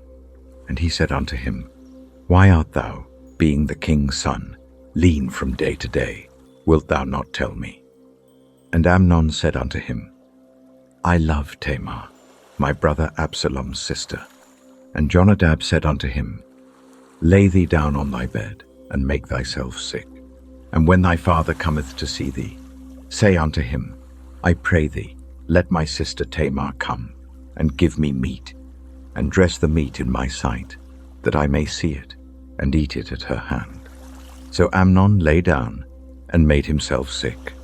And when the king was come to see him, Amnon said unto the king, I pray thee, let Tamar my sister come, and make me a couple of cakes in my sight, that I may eat at her hand. Then David sent home to Tamar, saying, Go now to thy brother Amnon's house, and dress him meat. So Tamar went to her brother Amnon's house, and he was laid down. And she took flour, and kneaded it, and made cakes in his sight, and did bake the cakes. And she took a pan, and poured them out before him, but he refused to eat. And Amnon said, Have out all men from me. And they went out every man from him. And Amnon said unto Tamar, Bring the meat into the chamber, that I may eat of thine hand. And Tamar took the cakes which she had made, and brought them into the chamber to Amnon her brother. And when she had brought them unto him to eat, he took hold of her, and said unto her, Come, lie with me, my sister. And she answered him, Nay, my brother, do not force me, for no such thing ought to be done in Israel. Do not thou this folly, and I, whither shall I cause my shame to go? And as for thee, thou shalt be as one of the fools in Israel. Now therefore, I pray thee, speak unto the king, for he will not withhold me from thee. Howbeit he would not hearken unto her voice, but, being stronger than she, forced her, and lay with her. Then Amnon hated her exceedingly, so that the hatred wherewith he hated her was greater than the love wherewith he had loved her. And Amnon said unto her, Arise, be gone. And she said unto him, There is no cause. This evil in sending me away is greater than the other that thou didst unto me. But he would not hearken unto her. Then he called his servant that ministered unto him, and said, Put now this woman out from me, and bolt the door after her. And she had a garment of divers colours upon her. For with such robes were the king's daughters that were virgins apparelled. Then his servant brought her out, and bolted the door after her. And Tamar put ashes on her head, and rent her garment of divers colours that was on her, and laid her hand on her head, and went on crying. And Absalom her brother said unto her, Hath Amnon thy brother been with thee? But hold now thy peace, my sister. He is thy brother. Regard not this thing. So Tamar remained desolate in her brother Absalom's house. But when King David heard of all these things, he was very wroth. And Absalom spake unto his brother Amnon neither good nor bad. For Absalom hated Amnon, because he had forced his sister Tamar. And it came to pass, after 2 full years, that Absalom had sheep shearers in Baal Hazor, which is beside Ephraim. And Absalom invited all the king's sons. And Absalom came to the king, and said, Behold now, thy servant hath sheep shearers. Let the king, I beseech thee, and his servants go with thy servant. And the king said to Absalom, Nay, my son, let us not all now go, lest we be chargeable unto thee. And he pressed him, howbeit he would not go, but blessed him. Then said Absalom, If not, I pray thee, let my brother Amnon go with us. And the king said unto him, Why should he go with thee? But Absalom pressed him, that he let Amnon and all the king's sons go with him. Now Absalom had commanded his servants, saying, Mark ye now when Amnon's heart is merry with wine, and when I say unto you, Smite Amnon, then kill him. Fear not. Have not I commanded you? Be courageous, and be valiant. And the servants of Absalom did unto Amnon as Absalom had commanded. Then all the king's sons arose, and every man gat him up upon his mule, and fled. And it came to pass, while they were in the way, that tidings came to David, saying, Absalom hath slain all the king's sons, and there is not one of them left. Then the king arose, and tare his garments, and lay on the earth. And all his servants stood by with their clothes rent. And Jonadab, the son of Shimeah, David's brother, answered and said, Let not my lord suppose that they have slain all the young men the king's sons, for Amnon only is dead. For by the appointment of Absalom this hath been determined from the day that he forced his sister Tamar. Now therefore Let not my lord the king take the thing to his heart, to think that all the king's sons are dead, for Amnon only is dead. But Absalom fled, and the young man that kept the watch lifted up his eyes and looked, and behold, there came much people by the way of the hillside behind him. And Jonadab said unto the king, Behold, the king's sons come. As thy servant said, so it is. And it came to pass, as soon as he had made an end of speaking, that behold, the king's sons came, and lifted up their voice, and wept. And the king also, and all his servants, wept very sore. But Absalom fled, and went to Talmai, the son of Ammihud, king of Geshur. And David mourned for his son every day. So Absalom fled, and went to Geshur, and was there 3 years. And the soul of King David longed to go forth unto Absalom, for he was comforted concerning Amnon, seeing he was dead. Amnon was dead, and Absalom had fled to a foreign land, and several years slipped by. David, who had grieved so at first for his eldest son, found his heart turning, day by day, toward the son now in exile, quietly missing him. Joab saw that hidden longing, and so he quietly arranged for a wise woman of Tekoa to come with a story she had made up, to speak through another's lips the word the king could not bring himself to say. Now Joab, the son of Zeruiah, perceived that the king's heart was toward Absalom. And Joab sent to Tekoa, and fetched thence a wise woman, and said unto her, I pray thee, feign thyself to be a mourner, and put on now mourning apparel, and anoint not thyself with oil, but be as a woman that had a long time mourned for the dead, and come to the king, and speak on this manner unto him. So Joab put the words in her mouth, and when the woman of Tekoa spake to the king, she fell on her face to the ground, and did obeisance, and said, Help, O king. And the king said unto her, What aileth thee? And she answered, I am indeed a widow woman, and mine husband is dead. And thy handmaid had 2 sons, and they 2 strove together in the field, and there was none to part them, but the one smote the other, and slew him. And, behold, the whole family is risen against thine handmaid. And they said, Deliver him that smote his brother, that we may kill him for the life of his brother whom he slew, and we will destroy the heir also. And so they shall quench my coal which is left, and shall not leave to my husband neither name nor remainder upon the earth. And the king said unto the woman, Go to thine house, and I will give charge concerning thee. And the woman of Tekoa said unto the king, My lord, O king, the iniquity be on me, and on my father's house, and the king and his throne be guiltless. And the king said, Whoever saith aught unto thee, bring him to me, and he shall not touch thee any more. Then said she, I pray thee, let the king remember the Lord thy God, that thou wouldest not suffer the revengers of blood to destroy any more, lest they destroy my son.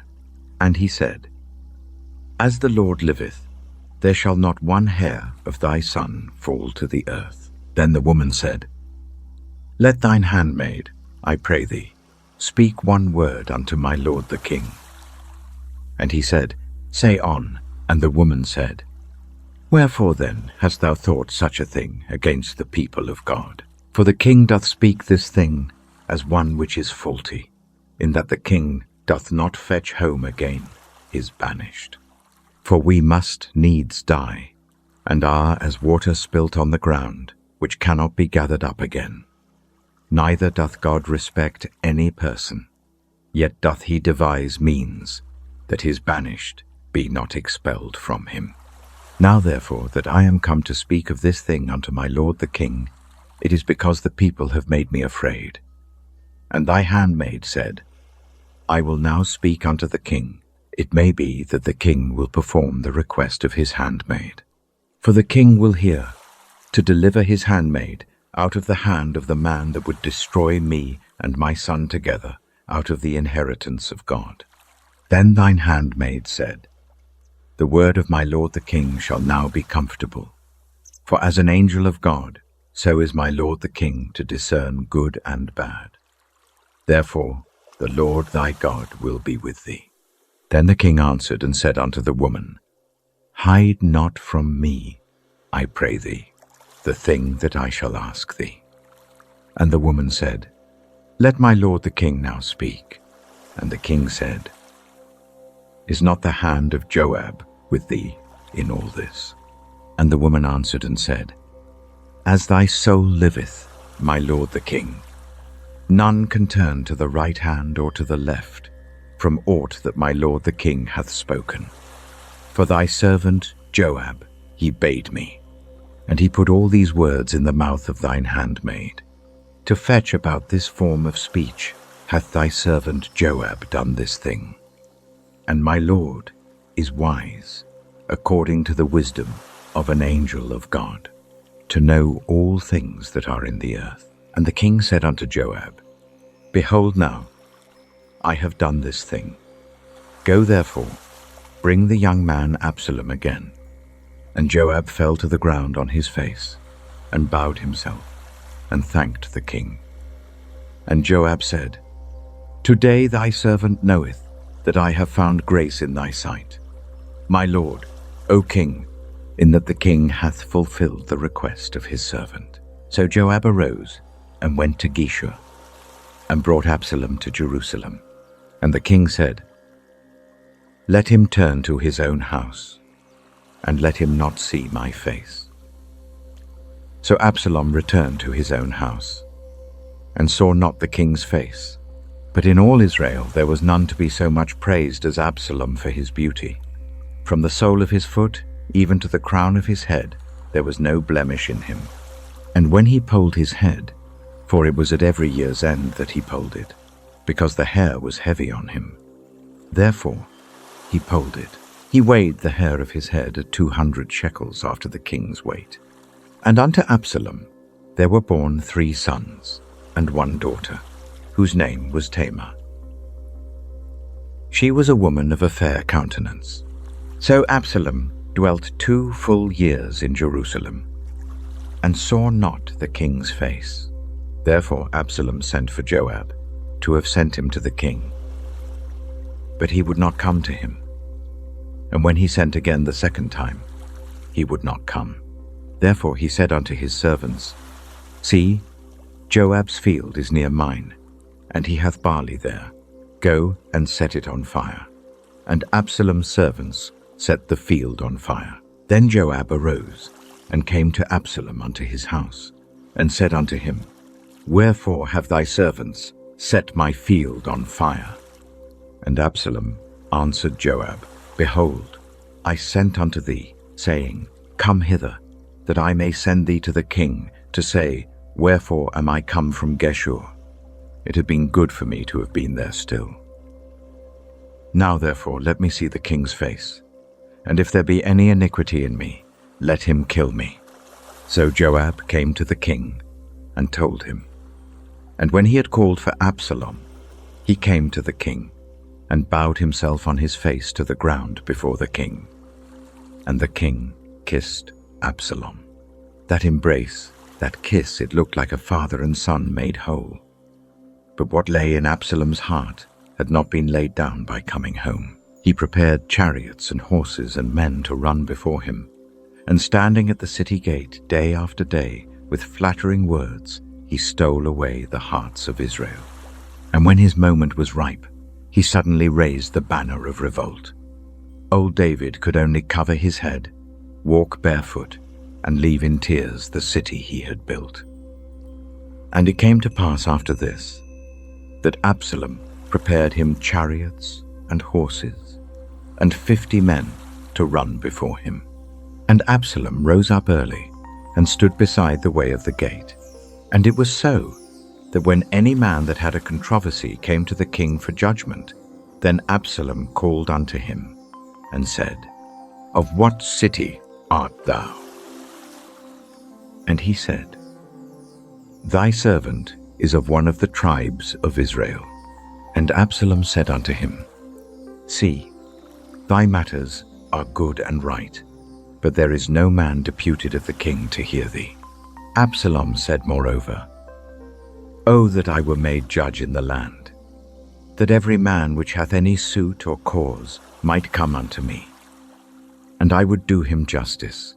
And it was so, that when any man came nigh to him to do him obeisance, he put forth his hand, and took him, and kissed him. And on this manner did Absalom to all Israel that came to the king for judgment. So Absalom stole the hearts of the men of Israel. And it came to pass after 40 years, that Absalom said unto the king, I pray thee, let me go and pay my vow, which I have vowed unto the Lord in Hebron.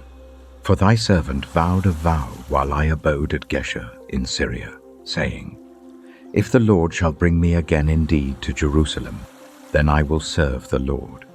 And the king said unto him, Go in peace.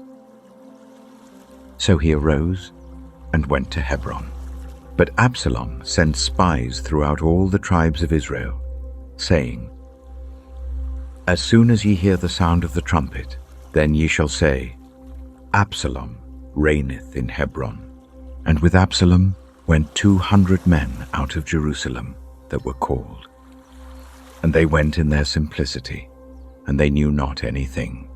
And Absalom sent for Ahithophel the Gilonite, David's counselor, from his city, even from Gilo, while he offered sacrifices. And the conspiracy was strong, for the people increased continually with Absalom. And there came a messenger to David, saying, The hearts of the men of Israel are after Absalom. And David said unto all his servants that were with him at Jerusalem, Arise, and let us flee, for we shall not else escape from Absalom.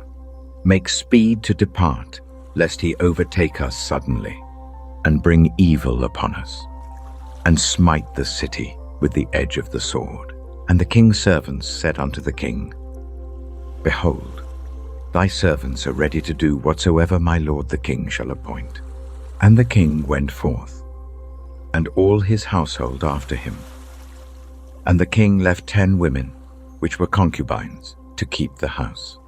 And the king went forth, and all the people after him, and tarried in a place that was far off. And all his servants passed on beside him, and all the Cherethites, and all the Pelethites, and all the Gittites, 600 men which came after him from Gath, passed on before the king. Then said the king to Ittai the Gittite, Wherefore goest thou also with us? Return to thy place, and abide with the king. For thou art a stranger, and also an exile, whereas thou camest but yesterday.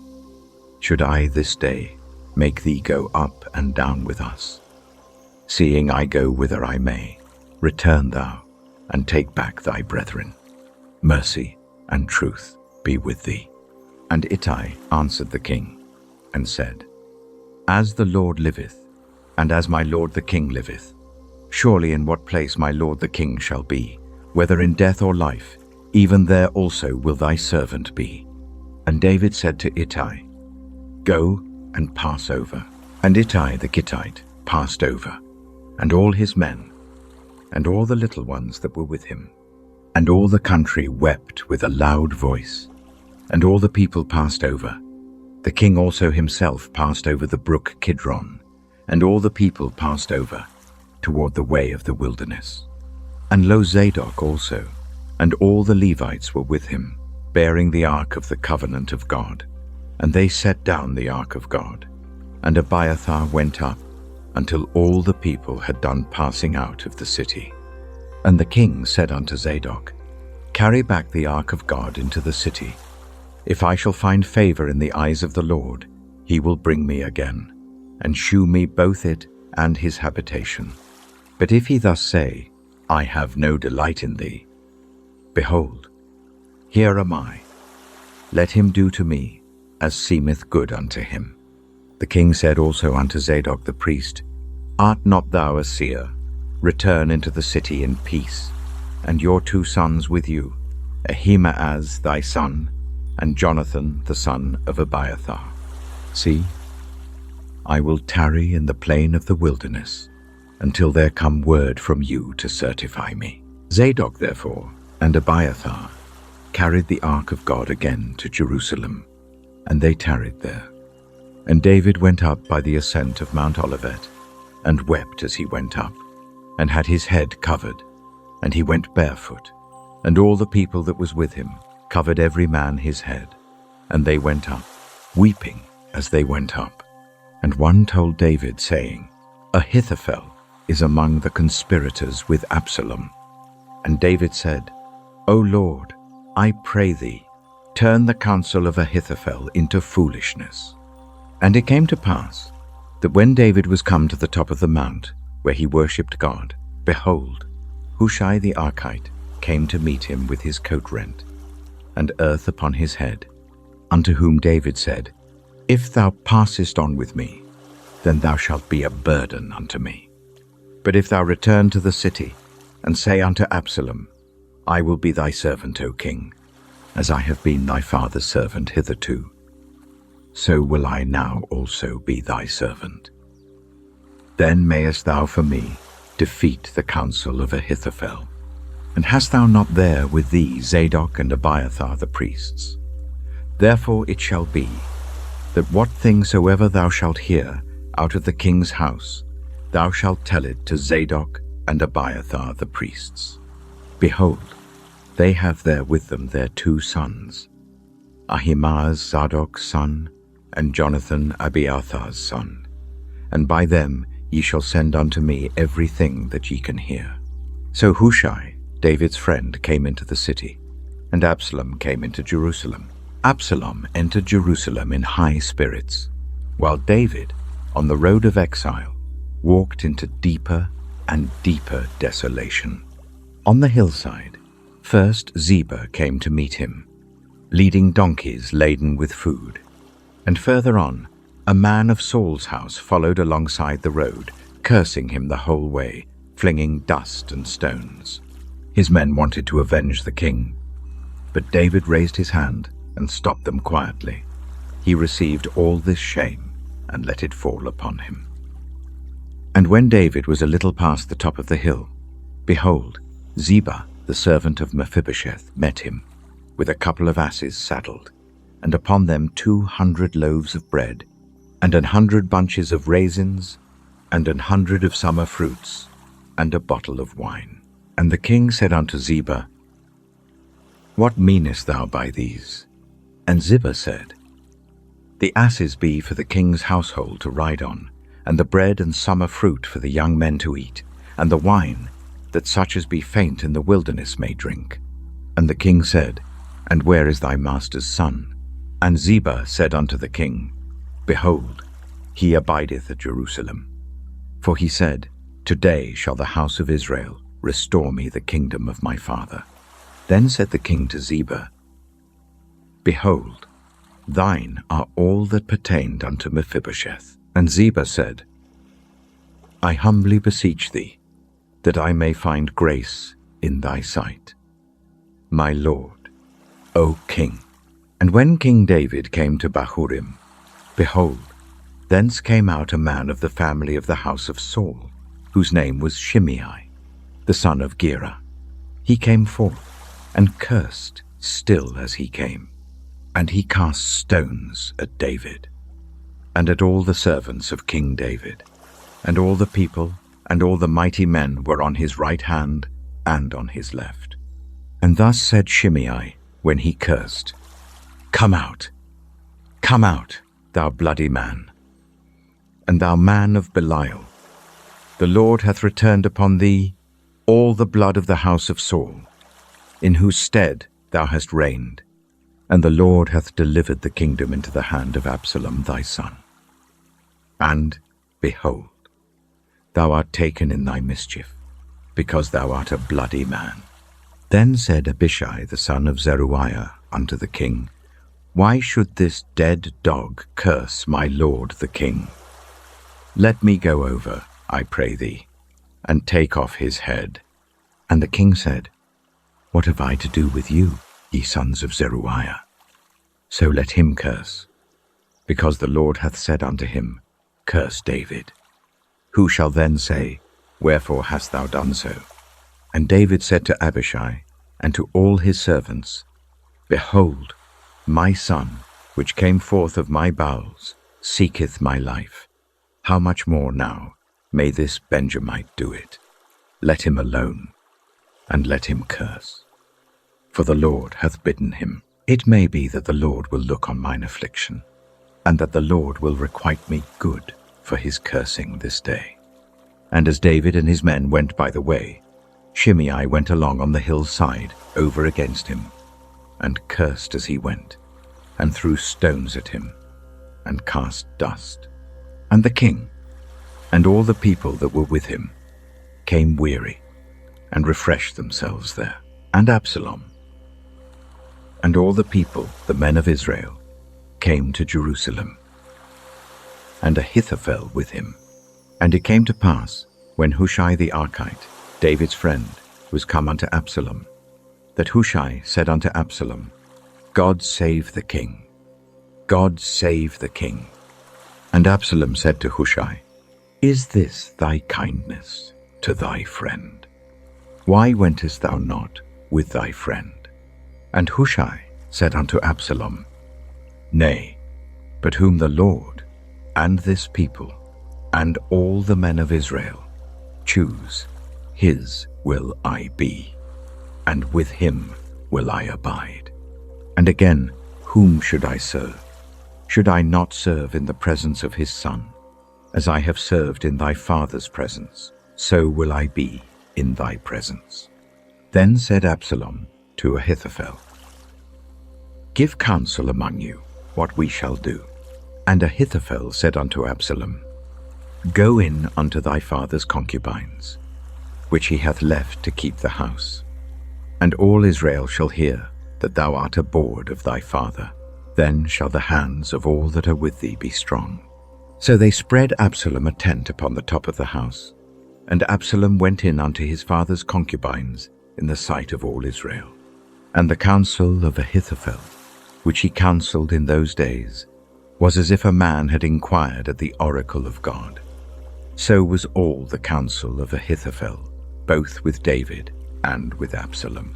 In those days the counsel of Ahithophel was as sure as a word from the oracle of God to David and to Absalom alike. It seemed it could not fail. Now he gave his advice. Let me set out this very night and pursue David while he is weary.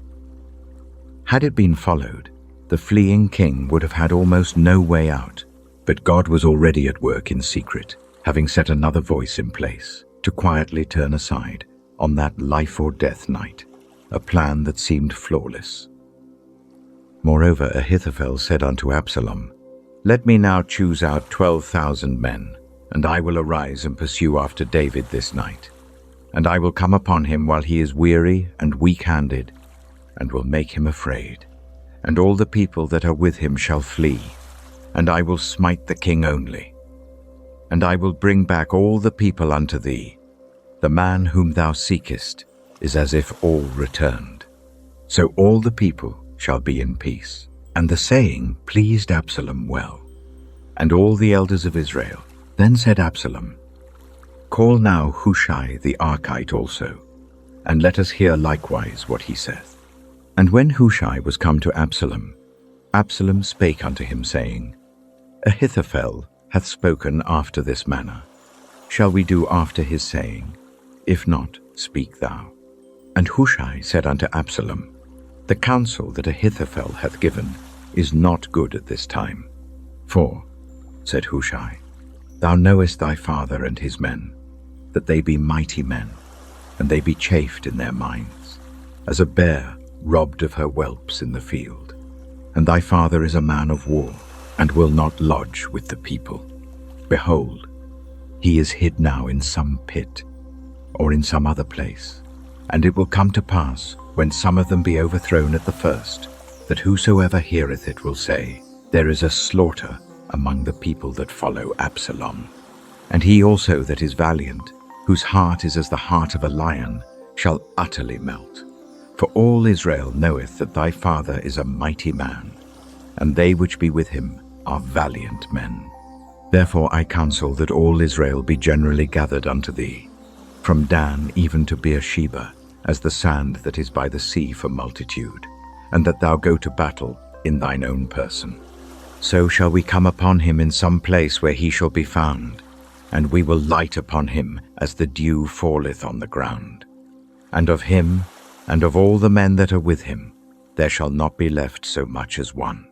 Moreover, if he be gotten into a city, then shall all Israel bring ropes to that city, and we will draw it into the river, until there be not one small stone found there. And Absalom and all the men of Israel said, The counsel of Hushai the Archite is better than the counsel of Ahithophel.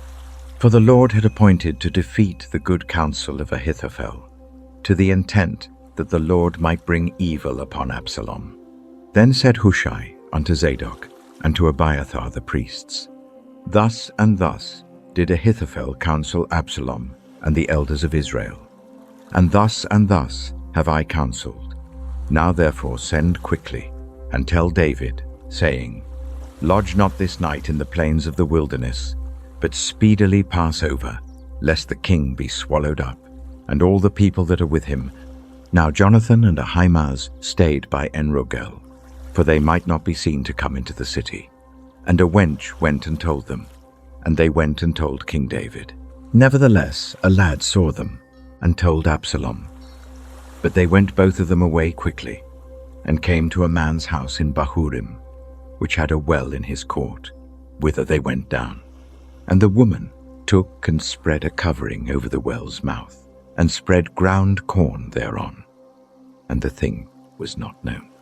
And when Absalom's servants came to the woman to the house, they said, Where is Ahimaaz and Jonathan? And the woman said unto them, They be gone over the brook of water. And when they had sought and could not find them, they returned to Jerusalem. And it came to pass, after they were departed, that they came up out of the well, and went and told King David, and said unto David, Arise, and pass quickly over the water, for thus hath Ahithophel counselled against you. Then David arose, and all the people that were with him, and they passed over Jordan. By the morning light there lacked not one of them that was not gone over Jordan. And when Ahithophel saw that his counsel was not followed, he saddled his ass, and arose, and gat him home to his house, to his city, and put his household in order, and hanged himself, and died, and was buried in the sepulchre of his father. Then David came to Mahanaim. And Absalom passed over Jordan, he and all the men of Israel with him. And Absalom made Amasa captain of the host instead of Joab, which Amasa was a man's son, whose name was Ithra, an Israelite, that went in to Abigail, the daughter of Nahash, sister to Zeruiah, Joab's mother. So Israel and Absalom pitched in the land of Gilead. And it came to pass, when David was come to Mahanaim, that Shobi the son of Nahash, of Rabbah, of the children of Ammon, and Machir the son of Amiel of Lodabar, and Barzillai the Gileadite of Rogelim, brought beds and basins, and earthen vessels, and wheat, and barley, and flour, and parched corn, and beans, and lentiles, and parched pulse, and honey, and butter, and sheep, and cheese of kine, for David, and for the people that were with him, to eat. For they said, The people is hungry, and weary, and thirsty in the wilderness. In the wilderness, David and his weary, hungry people were given food and rest just in time, as though God, through human hands, had gently held them up. After the breathing space, the decisive battle could not be avoided. David set his troops in order, yet charged them again and again. For my sake, deal gently with the young man Absalom, even now with a father's heart."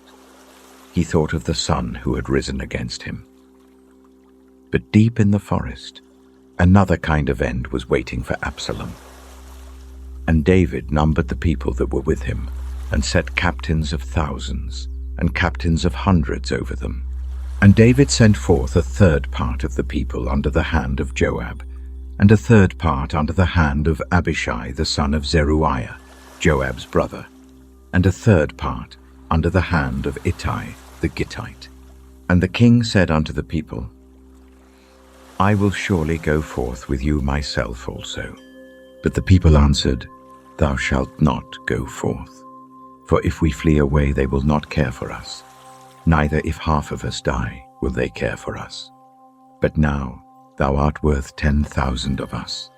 Therefore now it is better that thou succor us out of the city." And the king said unto them, "What seemeth you best, I will do." And the king stood by the gate side, and all the people came out by hundreds and by thousands. And the king commanded Joab and Abishai and Ittai, saying, "Deal gently for my sake with the young man, even with Absalom." And all the people heard when the king gave all the captains charge concerning Absalom. So the people went out into the field against Israel. And the battle was in the wood of Ephraim, where the people of Israel were slain before the servants of David. And there was there a great slaughter that day of 20,000 men. For the battle was there scattered over the face of all the country, and the wood devoured more people that day than the sword devoured. And Absalom met the servants of David, and Absalom rode upon a mule, and the mule went under the thick boughs of a great oak, and his head caught hold of the oak, and he was taken up between the heaven and the earth, and the mule that was under him went away. And a certain man saw it, and told Joab, and said, "Behold, I saw Absalom hanged in an oak." And Joab said unto the man that told him, "And, behold, thou sawest him, and why didst thou not smite him there to the ground? And I would have given thee 10 shekels of silver, and a girdle." And the man said unto Joab, "Though I should receive 1,000 shekels of silver in mine hand, yet would I not put forth mine hand against the king's son. For in our hearing the king charged thee, and Abishai, and Ittai, saying, Beware that none touch the young man Absalom. Otherwise I should have wrought falsehood against mine own life. For there is no matter hid from the king, and thou thyself wouldest have set thyself against me." Then said Joab, "I may not tarry thus with thee." And he took 3 darts in his hand, and thrust them through the heart of Absalom, while he was yet alive in the midst of the oak.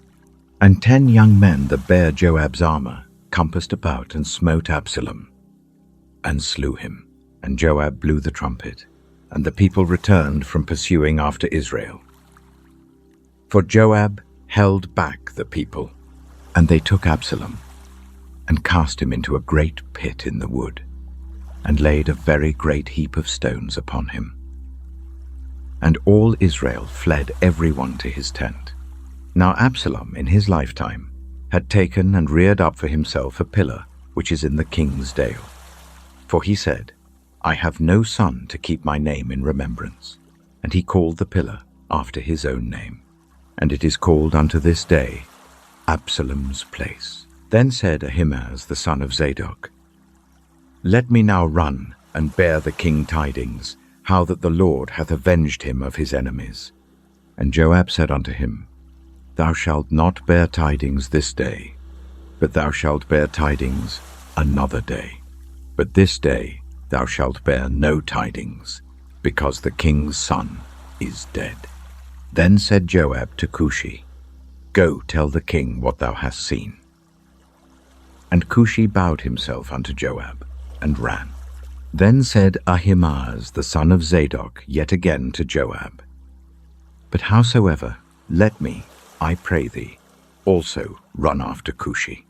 And Joab said, Wherefore wilt thou run, my son, seeing that thou hast no tidings ready? But howsoever, said he, let me run. And he said unto him, Run.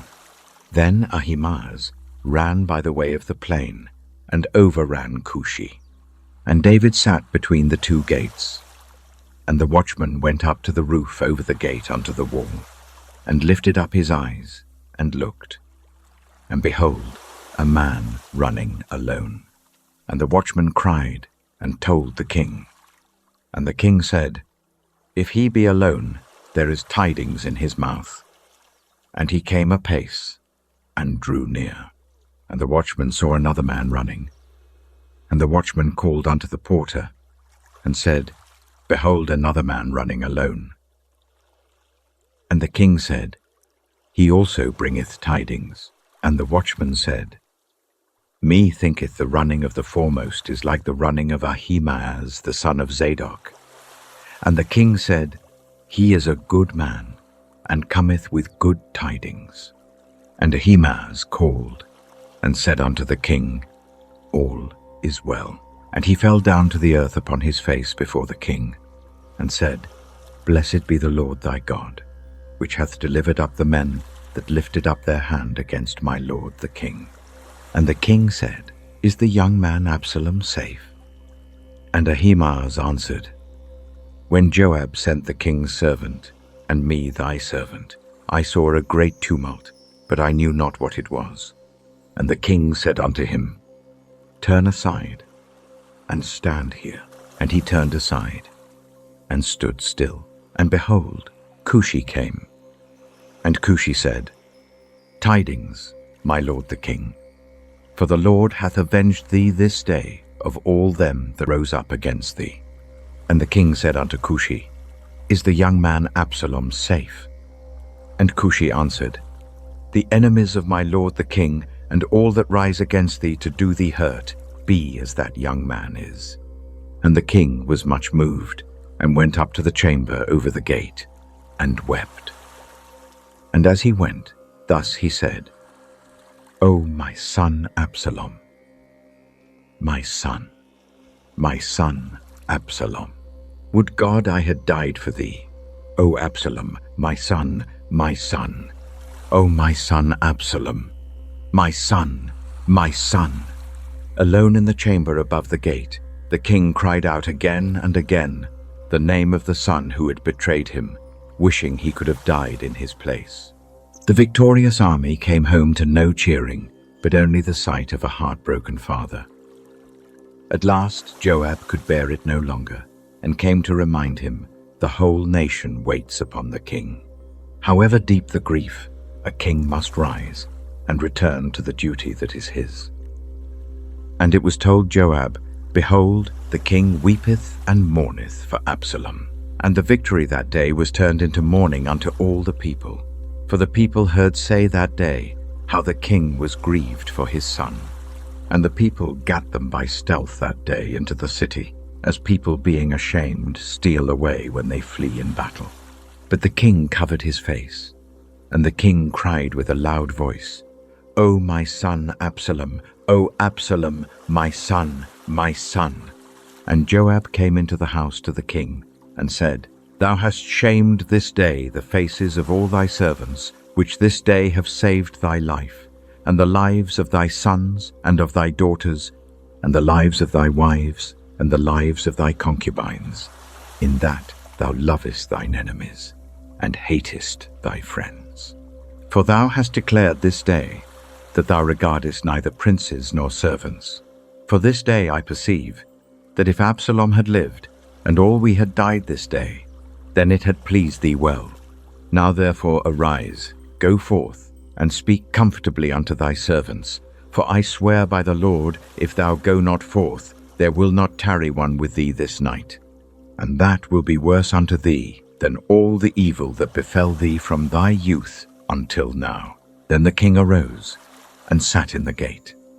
And they told unto all the people, saying, Behold, the king doth sit in the gate. And all the people came before the king. For Israel had fled every man to his tent, and all the people were at strife throughout all the tribes of Israel, saying, The king saved us out of the hand of our enemies, and he delivered us out of the hand of the Philistines. and now he is fled out of the land for Absalom. And Absalom, whom we anointed over us, is dead in battle. Now therefore, why speak ye not a word of bringing the king back? And King David sent to Zadok and to Abiathar the priests, saying, Speak unto the elders of Judah, saying, Why are ye the last to bring the king back to his house? Seeing the speech of all Israel is come to the king, even to his house. Ye are my brethren, ye are my bones and my flesh. Wherefore then are ye the last to bring back the king? And say ye to Amasa, Art thou not of my bone and of my flesh? God do so to me, and more also, if thou be not captain of the host before me, continually in the room of Joab. And he bowed the heart of all the men of Judah, even as the heart of one man, so that they sent this word unto the king, Return thou and all thy servants. So the king returned, and came to Jordan. And Judah came to Gilgal, to go to meet the king, to conduct the king over Jordan. And Shimei the son of Gera, a Benjamite, which was of Bahurim, hasted and came down with the men of Judah to meet King David. And there were 1,000 men of Benjamin with him, and Ziba the servant of the house of Saul, and his 15 sons and his 20 servants with him. And they went over Jordan before the king, and there went over a ferry boat to carry over the king's household, and to do what he thought good.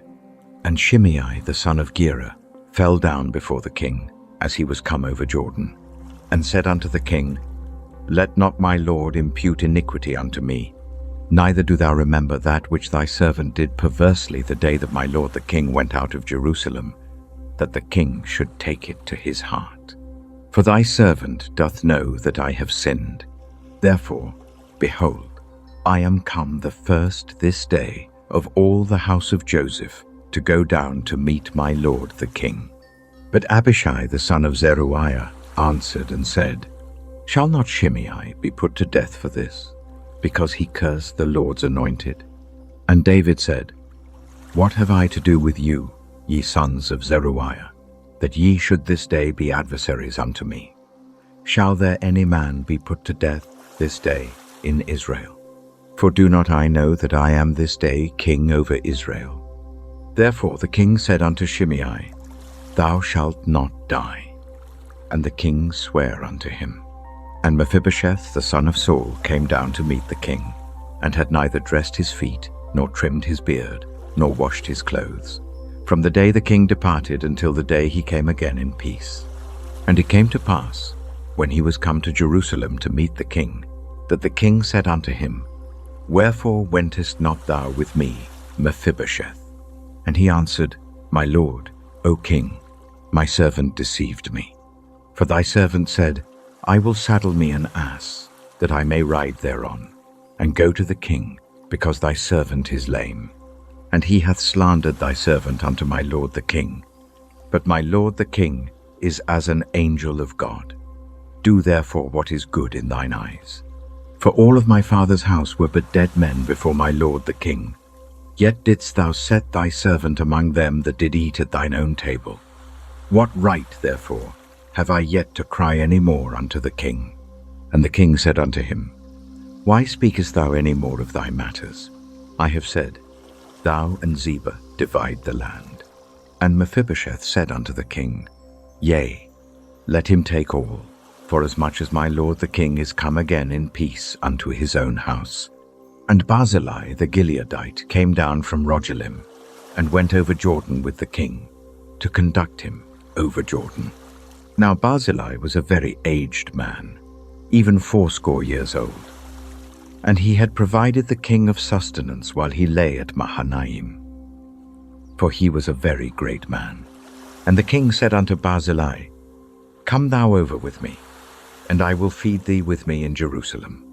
And Barzillai said unto the king, How long have I to live, that I should go up with the king unto Jerusalem?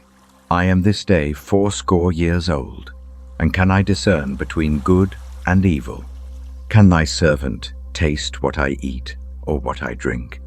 Can I hear any more the voice of singing men and singing women? Wherefore then should thy servant be yet a burden unto my lord the king. Thy servant will go a little way over Jordan with the king, and why should the king recompense it me with such a reward?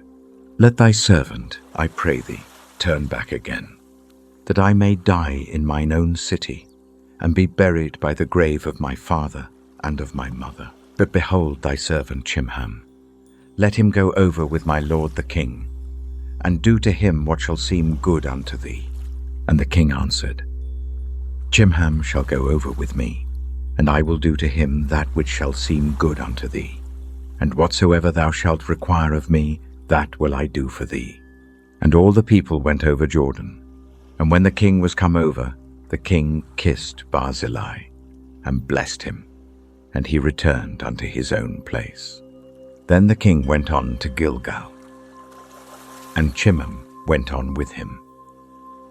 And all the people of Judah conducted the king, and also half the people of Israel.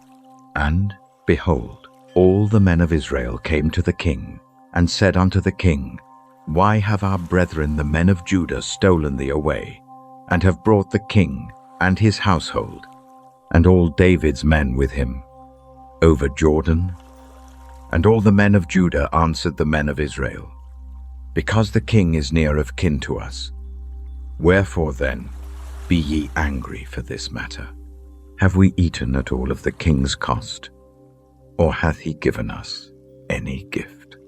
And the men of Israel answered the men of Judah, and said, We have 10 parts in the king, and we have also more right in David than ye. Why then did ye despise us, that our advice should not be first had in bringing back our king? And the words of the men of Judah were fiercer than the words of the men of Israel. The king had returned, but the crack did not close with him. The men of Israel and the men of Judah quarreled over who had the greater share in the king, their words growing fiercer by the moment. And just as that discontent was brewing, a worthless man seized the chance, blew a trumpet, and cried out, We have no share in David. So, a nation barely catching its breath from war was dragged into yet another revolt, and Joab's blade was stained once more with blood that need not have been shed. And there happened to be there a man of Belial, whose name was Sheba, the son of Bichri, a Benjamite. And he blew a trumpet, and said, We have no part in David, neither have we inheritance in the son of Jesse. Every man to his tents, O Israel. So every man of Israel went up from after David, and followed Sheba the son of Bichri. But the men of Judah clave unto their king, from Jordan even to Jerusalem. And David came to his house at Jerusalem, and the king took the 10 women his concubines, whom he had left to keep the house, and put them in ward, and fed them, but went not in unto them. So they were shut up unto the day of their death, living in widowhood. Then said the king to Amasa, Assemble me the men of Judah within 3 days, and be thou here present. So Amasa went to assemble the men of Judah, but he tarried longer than the set time which he had appointed him. And David said to Abishai, Now shall Sheba the son of Bichri do us more harm than did Absalom.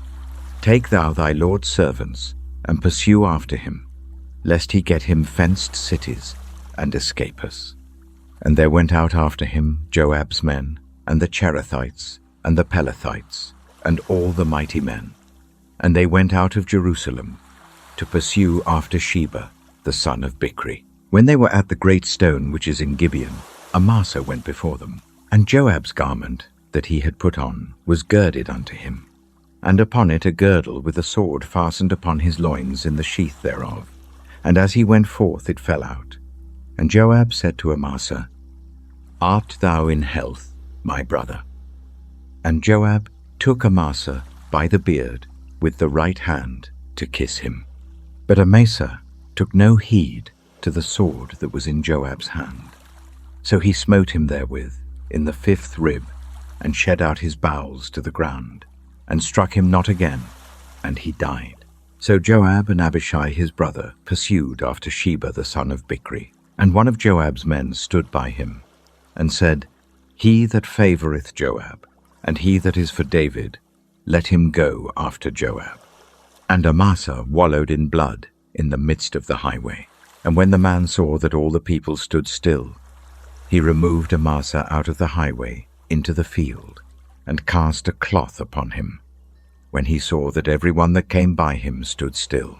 When he was removed out of the highway, all the people went on after Joab, to pursue after Sheba the son of Bichri.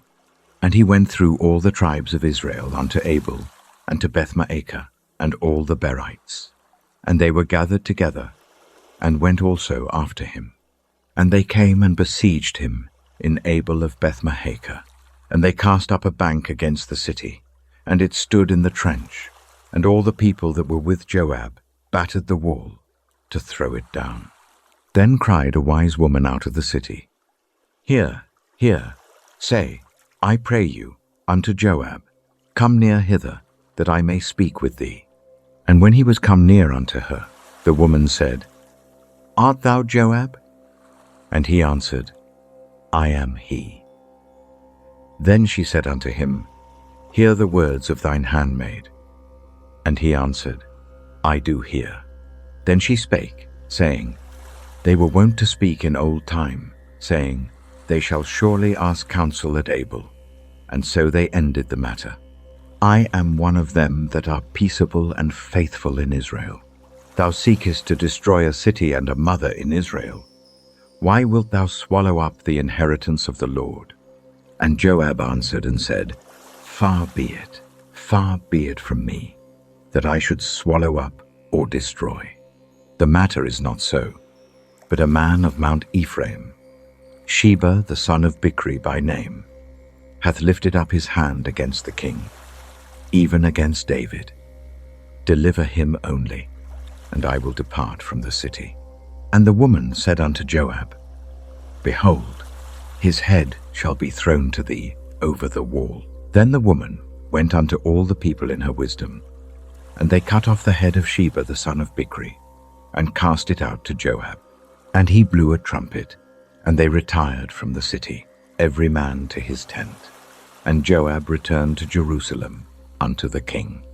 Now Joab was over all the host of Israel, and Benaiah the son of Jehoiada was over the Cherethites and over the Pelethites, and Adoram was over the tribute, and Jehoshaphat the son of Ahilud was recorder, and Sheva was scribe, and Zadok and Abiathar were the priests, and Ira also the Jairite was a chief ruler about David.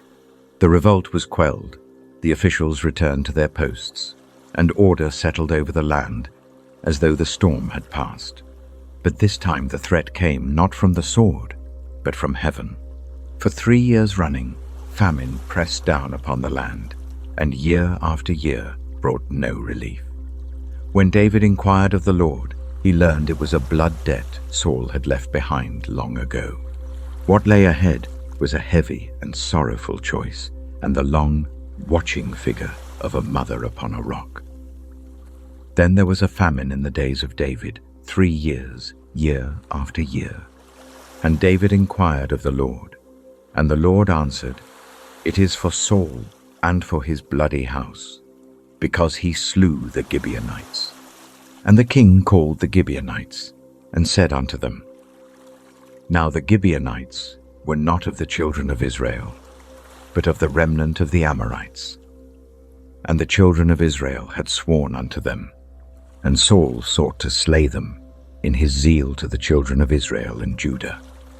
Wherefore David said unto the Gibeonites, What shall I do for you, and wherewith shall I make the atonement, that ye may bless the inheritance of the Lord? And the Gibeonites said unto him, We will have no silver nor gold of Saul, nor of his house, neither for us shalt thou kill any man in Israel. And he said, What ye shall say, that will I do for you. And they answered the king, The man that consumed us, and that devised against us that we should be destroyed from remaining in any of the coasts of Israel, let 7 men of his sons be delivered unto us, and we will hang them up unto the Lord in Gibeah of Saul, whom the Lord did choose. And the king said, I will give them." But the king spared Mephibosheth, the son of Jonathan, the son of Saul, because of the Lord's oath that was between them, between David and Jonathan, the son of Saul. But the king took the 2 sons of Rizpah, the daughter of Ai, whom she bare unto Saul, Armoni and Mephibosheth, and the 5 sons of Michal, the daughter of Saul, whom she brought up for Adriel, the son of Barzillai, the Meholathite. And he delivered them into the hands of the Gibeonites, and they hanged them in the hill before the Lord. And they fell, all 7 together, and were put to death in the days of harvest, in the first days, in the beginning of barley harvest. And Rizpah, the daughter of Aiah, took sackcloth, and spread it for her upon the rock, from the beginning of harvest until water dropped upon them out of heaven, and suffered neither the birds of the air to rest on them by day, nor the beasts of the field by night. And it was told David what Rizpah, the daughter of Ai, the concubine of Saul, had done. And David went and took the bones of Saul and the bones of Jonathan his son from the men of Jabesh-Gilead, which had stolen them from the street of Bethshan, where the Philistines had hanged them, when the Philistines had slain Saul in Gilboa. And he brought up from thence the bones of Saul and the bones of Jonathan his son, and they gathered the bones of them that were hanged. And the bones of Saul and Jonathan his son buried they in the country of Benjamin in Zelah, in the sepulchre of Kish his father. And they performed all that the king commanded. And after that God was entreated for the land. Moreover, the Philistines had yet war again with Israel, and David went down, and his servants with him, and fought against the Philistines. And David waxed faint. And Ishbi-benob, which was of the sons of the giant, the weight of whose spear weighed 300 shekels of brass in weight, he, being girded with a new sword, thought to have slain David. But Abishai the son of Zeruiah succored him, and smote the Philistine, and killed him. Then the men of David sware unto him, saying, Thou shalt go no more out with us to battle, that thou quench not the light of Israel. And it came to pass after this, that there was again a battle with the Philistines at Gob. Then Sibbechai the Hushathite slew Saph, which was of the sons of the giant. And there was again a battle in Gob with the Philistines, where Elhanan the son of Jaareoregim, a Bethlehemite, slew the brother of Goliath the Gittite, the staff of whose spear was like a weaver's beam. And there was yet a battle in Gath, where was a man of great stature, that had on every hand 6 fingers, and on every foot 6 toes, 24 in number. And he also was born to the giant. And when he defied Israel, Jonathan, the son of Shimeah, the brother of David, slew him. These 4 were born to the giant in Gath, and fell by the hand of David, and by the hand of his servants. One by one, those giant-like enemies fell by the hand of David and his mighty men, as though all the wars of a lifetime were gathering to their close here. And when every foe had at last fallen silent, and David looked back over each danger he had passed through, each time he had been delivered, he opened his mouth to sing once more. This time it was no lament, but thanksgiving welling up from within. God was his rock, his fortress, his ever-present help in trouble. And David spake unto the Lord the words of this song in the day that the Lord had delivered him out of the hand of all his enemies, and out of the hand of Saul. And he said, The Lord is my rock, and my fortress, and my deliverer. The God of my rock, in him will I trust. He is my shield, and the horn of my salvation, my high tower, and my refuge, my Saviour. Thou savest me from violence. I will call on the Lord, who is worthy to be praised. So shall I be saved from mine enemies. When the waves of death compassed me, the floods of ungodly men made me afraid. The sorrows of hell compassed me about. The snares of death prevented me. In my distress I called upon the Lord, and cried to my God. And he did hear my voice out of his temple. and my cry did enter into his ears. Then the earth shook and trembled. The foundations of heaven moved and shook, because he was wroth. There went up a smoke out of his nostrils, and fire out of his mouth devoured. Coals were kindled by it. He bowed the heavens also, and came down. And darkness was under his feet. And he rode upon a cherub, and did fly. And he was seen upon the wings of the wind. And he made darkness pavilions round about him, dark waters, and thick clouds of the skies. Through the brightness before him were coals of fire kindled. The Lord thundered from heaven, and the Most High uttered his voice. And he sent out arrows, and scattered them, lightning, and discomfited them. And the channels of the sea appeared. The foundations of the world were discovered. At the rebuking of the Lord, at the blast of the breath of his nostrils. He sent from above, he took me. He drew me out of many waters. He delivered me from my strong enemy, and from them that hated me, for they were too strong for me. They prevented me in the day of my calamity, but the Lord was my stay. He brought me forth also into a large place. He delivered me, because he delighted in me. The Lord rewarded me according to my righteousness. According to the cleanness of my hands hath he recompensed me. For I have kept the ways of the Lord, and have not wickedly departed from my God. For all his judgments were before me, and as for his statutes, I did not depart from them. I was also upright before him, and have kept myself from mine iniquity. Therefore the Lord hath recompensed me according to my righteousness, according to my cleanness in his eyesight. With the merciful thou wilt shew thyself merciful, and with the upright man thou wilt shew thyself upright. With the pure thou wilt shew thyself pure, and with the froward thou wilt shew thyself unsavory. And the afflicted people thou wilt save, but thine eyes are upon the haughty, that thou mayest bring them down. For thou art my lamp, O Lord, and the Lord will lighten my darkness. For by thee I have run through a troop. By my God have I leaped over a wall. As for God, his way is perfect. The word of the Lord is tried. He is a buckler to all them that trust in him. For who is God, save the Lord? And who is a rock, save our God? God is my strength and power, and he maketh my way perfect. He maketh my feet like hinds' feet, and setteth me upon my high places. He teacheth my hands to war, so that a bow of steel is broken by mine arms.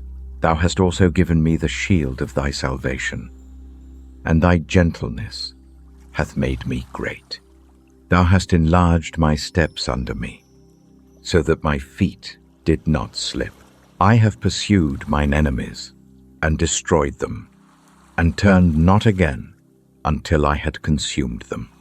And I have consumed them, and wounded them, that they could not arise. Yea, they are fallen under my feet. For thou hast girded me with strength to battle. Them that rose up against me hast thou subdued under me. Thou hast also given me the necks of mine enemies, that I might destroy them that hate me. They looked, but there was none to save, even unto the Lord, but he answered them not. Then did I beat them as small as the dust of the earth. I did stamp them as the mire of the street, and did spread them abroad. Thou also hast delivered me from the strivings of my people. Thou hast kept me to be head of the heathen. A people which I knew not shall serve me.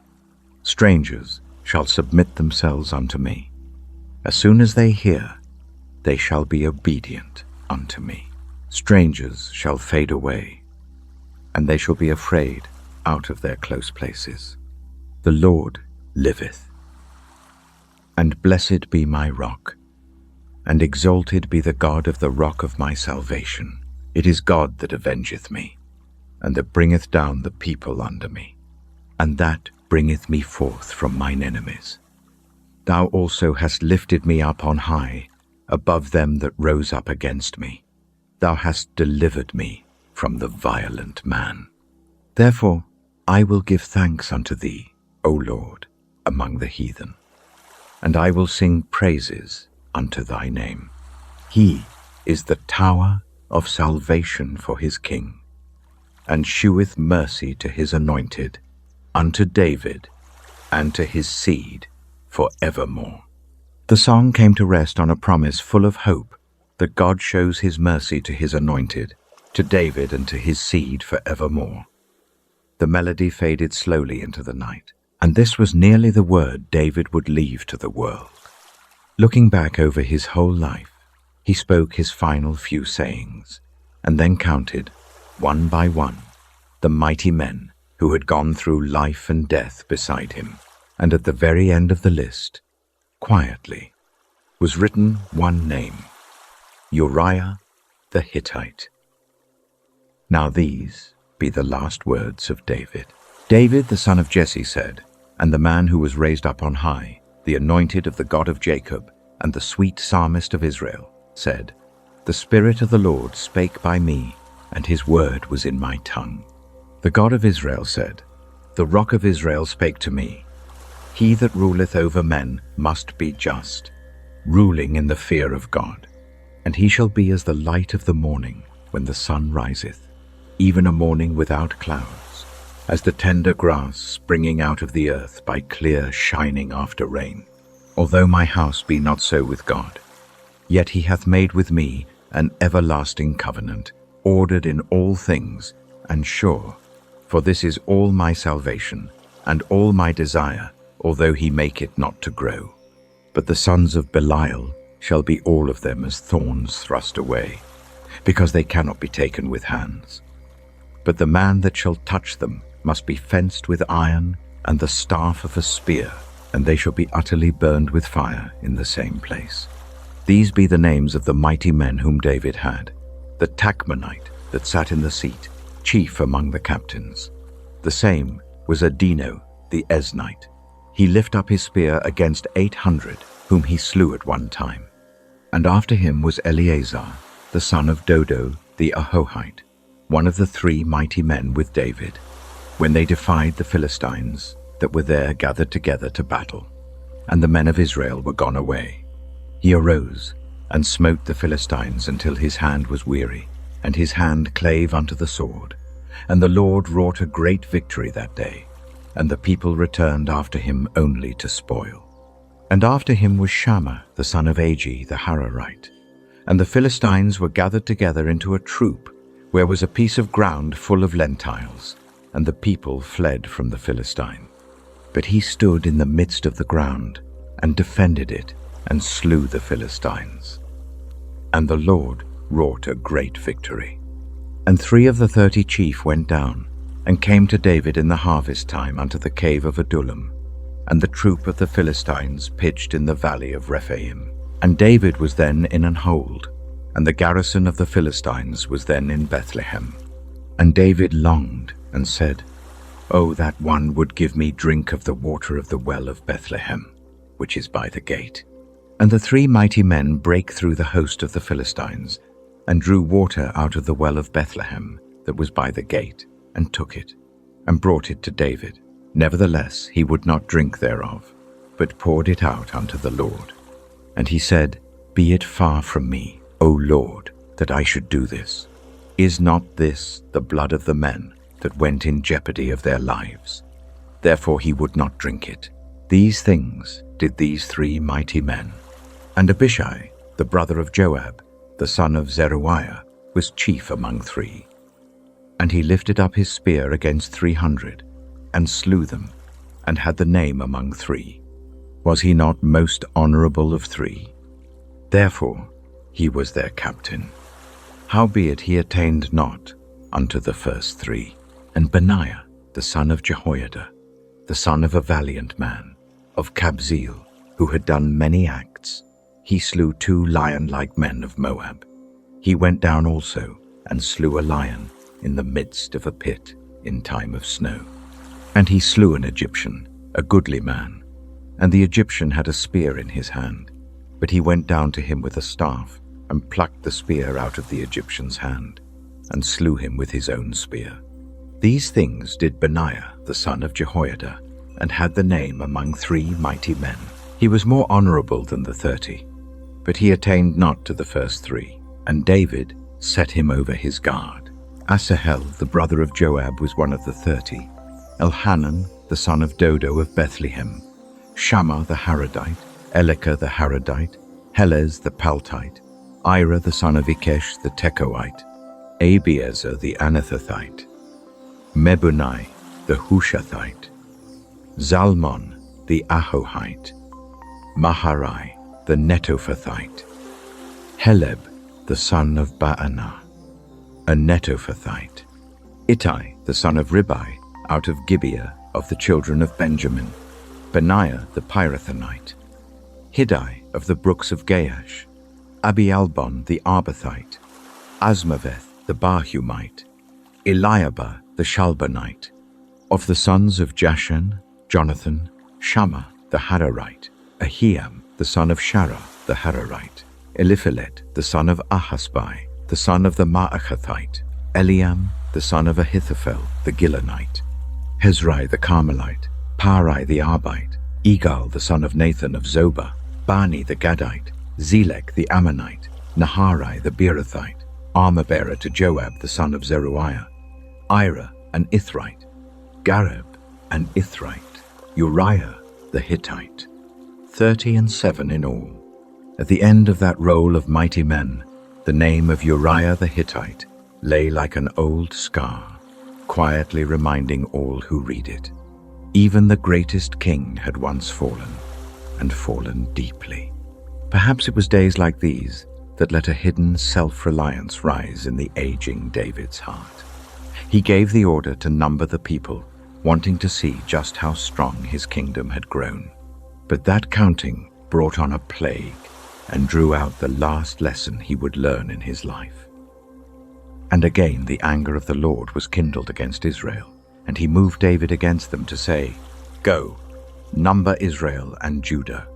For the king said to Joab, the captain of the host, which was with him, "Go now through all the tribes of Israel, from Dan even to Beersheba, and number ye the people, that I may know the number of the people." And Joab said unto the king, "Now the Lord thy God add unto the people, how many soever they be, 100-fold, and that the eyes of my lord the king may see it. But why doth my lord the king delight in this thing?" Notwithstanding, the king's word prevailed against Joab, and against the captains of the host. And Joab and the captains of the host went out from the presence of the king to number the people of Israel. And they passed over Jordan, and pitched in Aroer, on the right side of the city that lieth in the midst of the river of Gad, and toward Jazer. Then they came to Gilead, and to the land of Tatim-Hodshi, and they came to Danjan, and about to Zidon, and came to the stronghold of Tyre, and to all the cities of the Hivites, and of the Canaanites. And they went out to the south of Judah, even to Beersheba. So when they had gone through all the land, they came to Jerusalem at the end of 9 months and 20 days. And Joab gave up the sum of the number of the people unto the king. And there were in Israel 800,000 valiant men that drew the sword. And the men of Judah were 500,000 men. And David's heart smote him after that he had numbered the people. And David said unto the Lord, I have sinned greatly in that I have done. And now I beseech thee, O Lord, take away the iniquity of thy servant, for I have done very foolishly. For when David was up in the morning, the word of the Lord came unto the prophet Gad, David's seer, saying, Go and say unto David, Thus saith the Lord, I offer thee 3 things. Choose thee one of them, that I may do it unto thee. So Gad came to David, and told him, and said unto him, Shall 7 years of famine come unto thee in thy land? Or wilt thou flee 3 months before thine enemies, while they pursue thee? Or that there be 3 days' pestilence in thy land? Now advise, and see what answer I shall return to him that sent me. And David said unto Gad, I am in a great strait. Let us fall now into the hand of the Lord, for his mercies are great. And let me not fall into the hand of man. So the Lord sent a pestilence upon Israel, from the morning even to the time appointed. And there died of the people from Dan even to Beersheba 70,000 men. And when the angel stretched out his hand upon Jerusalem to destroy it, the Lord repented him of the evil, and said to the angel that destroyed the people, It is enough. Stay now thine hand. And the angel of the Lord was by the threshing place of Araunah the Jebusite. And David spake unto the Lord when he saw the angel that smote the people, and said, Lo, I have sinned, and I have done wickedly. But these sheep, what have they done? Let thine hand, I pray thee, be against me, and against my father's house. And Gad came that day to David, and said unto him, Go up, rear an altar unto the Lord in the threshing floor of Araunah the Jebusite. And David, according to the saying of Gad, went up as the Lord commanded. And Araunah looked, and saw the king and his servants coming on toward him. And Araunah went out, and bowed himself before the king on his face upon the ground. And Araunah said, Wherefore is my lord the king come to his servant? And David said, To buy the threshing floor of thee, to build an altar unto the Lord, that the plague may be stayed from the people. And Araunah said unto David, Let my lord the king take and offer up what seemeth good unto him. Behold, here be oxen for burnt sacrifice, and threshing instruments, and other instruments of the oxen for wood. All these things did Araunah, as a king, give unto the king. And Araunah said unto the king, The Lord thy God accept thee. And the king said unto Araunah, Nay, but I will surely buy it of thee at a price. Neither will I offer burnt offerings unto the Lord my God of that which doth cost me nothing. So David bought the threshing floor and the oxen for 50 shekels of silver. And David built there an altar unto the Lord, and offered burnt offerings and peace offerings. So the Lord was entreated for the land, and the plague was stayed from Israel. Tonight we have watched the shepherd boy at last take his place upon the throne, and watched that same king fall at his highest point, and in his falling be found again by God, again and again. He knew dazzling victory and heart-piercing grief. He knew hidden sin, and he knew real repentance. Yet running through it all was one promise that never wavered, that God shows his mercy to the one he has chosen forever. And the story comes to rest before a newly built altar, where the plague was stilled, the anger stilled, and grace covered the land once more. Here is where we'll rest tonight. Like that weary king, bring your own weakness and your own failings to the God who is full of mercy. He does not leave you because you have fallen. Instead, he bends down and lifts you up again. May his peace go with you into sleep, and tomorrow night, let's return once more to his word together. Good night.